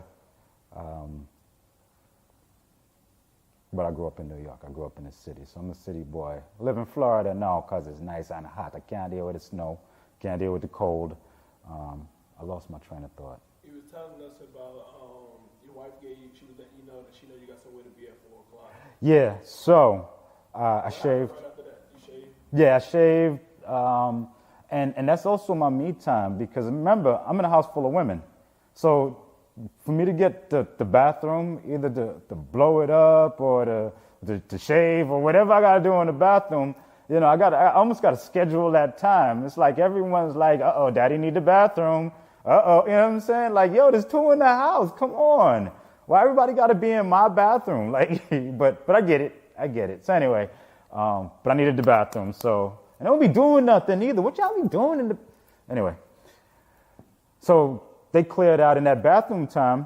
I guess I do know what they be doing. That's my time. You know what I'm saying? That's my time for me to get my mind right. I play my music. I'm edging up. I'm shaving. I'm naked for a few minutes. I'm not naked for a few minutes. I'm sweating. You know what I'm saying? Whatever you do in the bathroom, that's what you do. That's your time. You know what I'm saying? It's like being in here, just a little wider. You know what I mean? And so, yeah, so I took my time, edged up, and then jumped in the shower and washed up, cleaned up, and then started ironing out my clothes to get ready to go to my 4 p.m. And my wife, who likes to iron my clothes, was like, let me do that for you.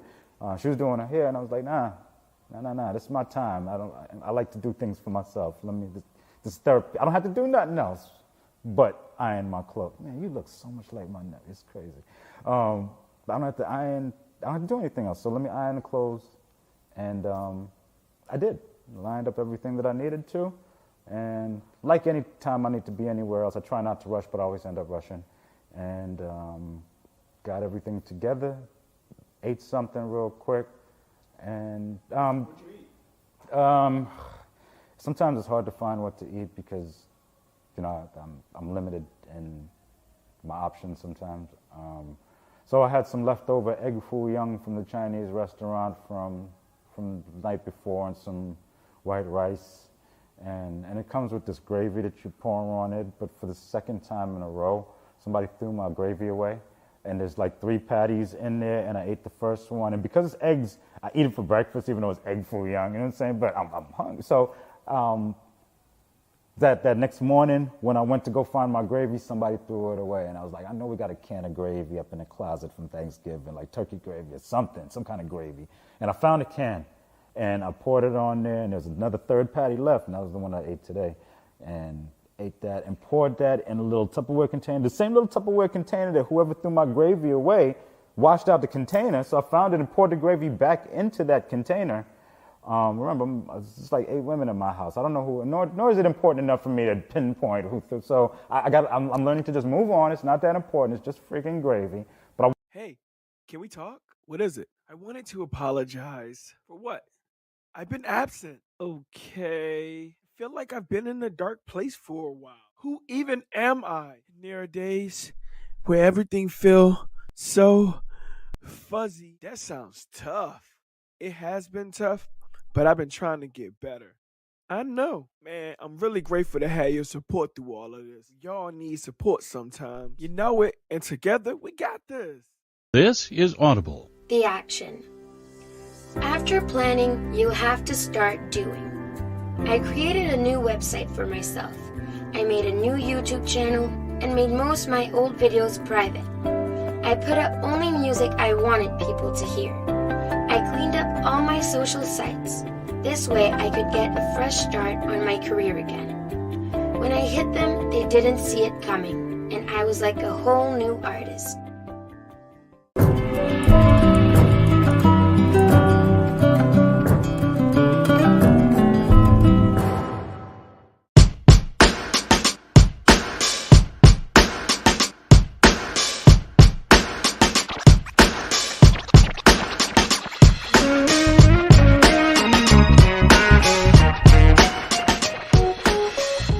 Wanted it in that moment, regardless. The second patty, I poured out some turkey gravy, poured it on, and poured it in the container. I go looking for the container, and that container's gone. The whole container's gone. Neither one of the refrigerators. So, you know what? I got to eat. So, guess what? I ate some dry, hot, because I overheated it also because I was busy looking for the gravy. Some hot, and couldn't even eat in the amount of time that I needed to because it's too hot now. You know how things just throw off your timing because it's supposed to be real quick, just eat for a minute, and then, but now I got to take like 7 minutes because it's too hot and I'm hungry. Let's bring it down. So I ate the dry egg foo young with the white rice. I'm grateful. I'm full still. You know what I mean? I'm good. And then I grabbed a bottle of water and then jumped in the truck. And it's hot out there, man. It's in the 90s out there. It's hot, and I got a couple outfits in there. I actually cranked it up and let the AC blow for a few minutes before I got in because it's blazing out there. And in an effort to continue getting my mind right, I put on some roots reggae music and just started singing along on my ride. And of course, I get interrogated on the way out. Daddy, where you going? I told you I got somewhere to be. I told everybody multiple times. And it's, where you going? Okay, well, have fun. Good luck. So, jumped in the truck with the intention of being clear-headed and coming here. But like I said, I've been trying to stay centered all day, so got my music playing. Had to hit me like a ting, you know what I'm saying? And then I was good. And a lot of times, my everyday is just a constant reminder that, hey, Dwight, you're good. You're good. You're good. You know what I'm saying? And I find myself toward the end of the day recapping a conversation I had with my daughter first thing in the morning when I woke up, when she came in all stressed out and my phone, Daddy, and I was like, hey, let's go down the checklist. Did anybody die? Is anybody hurt? Is anything happen that can't be repaired, corrected? Did any of that occur? No? Did you lose anything? My phone. No. Did you lose anything that you can't have back before the day is over? It's stuff. Did you even cut yourself to where there's going to be a permanent scar? None of that occurred. This is stuff. They're things. It's temporary. All of it. You ain't even going to have this phone next year. You know what I'm saying? You're 10. For myself, for my own sanity, you're 10. We're going to have more serious conversations as this down the line. Why am I letting you get me worked up? So I brought myself back to that conversation that I started and the energy that I had to give out during the day, because throughout the entire day, I found that the reason I was frustrated is because I was wearing everybody else's energy. And by the end of the day, what I needed was what I gave away first thing in the morning, that reassurance that you're good.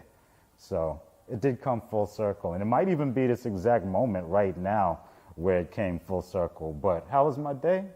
Like I said when I started, I'm good. I'm Dwight, I'm the Urban Rock.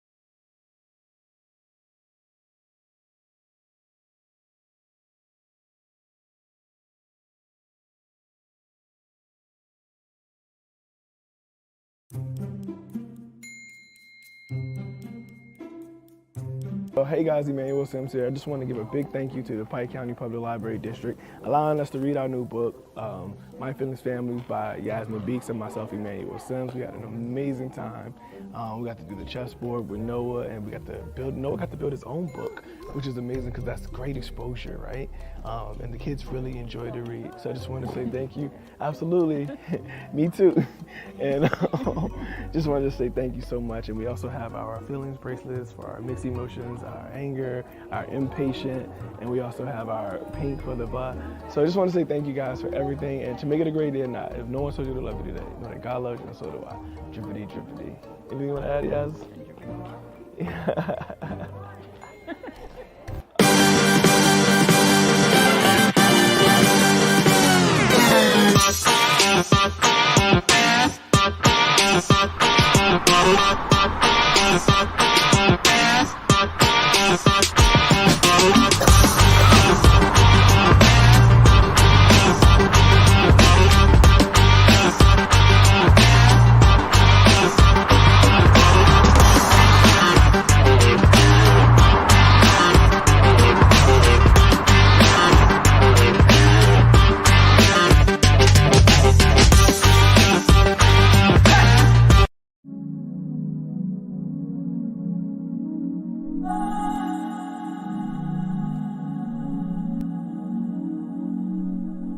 I know it's social distancing, blame it on the COVID.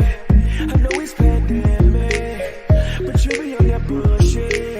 Can we get back to the first step, to the moment where our hearts met? All I'm asking for your love back. Send the pictures through the WhatsApp. I can't tell the way I'm feeling, but I know that if you're willing, right now, settle down. Mr. Simple, get simple, settle down. Giving my heart to you, all of me, a part of you. Alcoholic mood, just a part of you. Makes me feel so goddamn special. That's why it hurt that I can't have you. And girl, I really wanna have you. Then you get back and you switch back to the same type that I've been with. Try to do right, skipping feelings, but you ain't right. You know really I was willing to give all me. You were more than love, you the homie. Now you play me.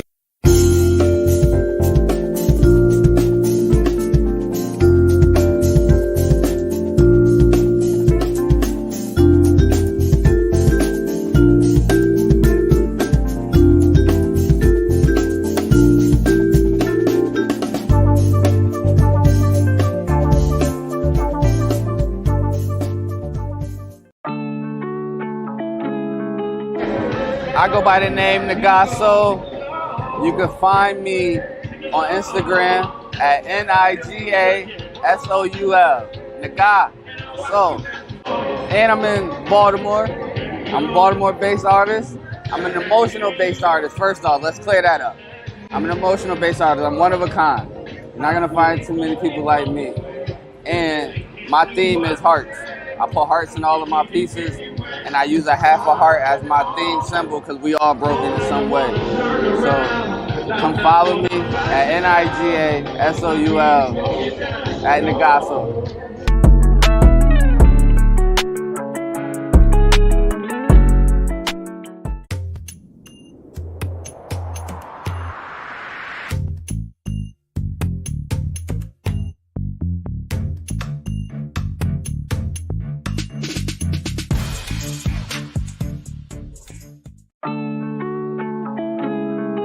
What's up, y'all? Emmanuel Sims here with Danny from Illicit Rag Vintage, and we're here at Anne Fram today, and we want to just talk about what she got going on. She has a lot of different products. Some of them look handmade. Some of them look like they've been around for years. Can you tell us a little bit about what's going on? Yeah, so pretty much I carry a wide array of vintage items that I've collected from all over the world.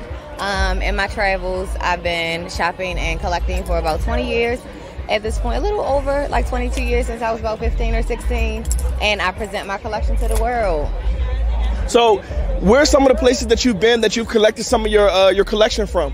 From all over. I started traveling when I was fairly young, and vintage items have always appealed to me. Well, since I started thrifting as a teenager, the vintage items always stood out because of their, distinct creativity, and of course you could tell a lot of the pieces were handmade, so everything was always, it had an individual look that was just out of this world. So I've just always been attracted to that, and then I've transitioned into being a stylist. Okay. So that's just pretty much where I always felt good in, my styling, because it gave each individual project that I worked on a different look. Everything was super unique, and that's very important to me. So it sounded like you got into my next question, which is my trick question, what is your why? But it sounds like your passion is really giving people an opportunity to look like they want to look. Exactly. Yes, to develop a sense of individuality. I feel like that a lot of people fail to realize that style is very, very personal. It suits each individual.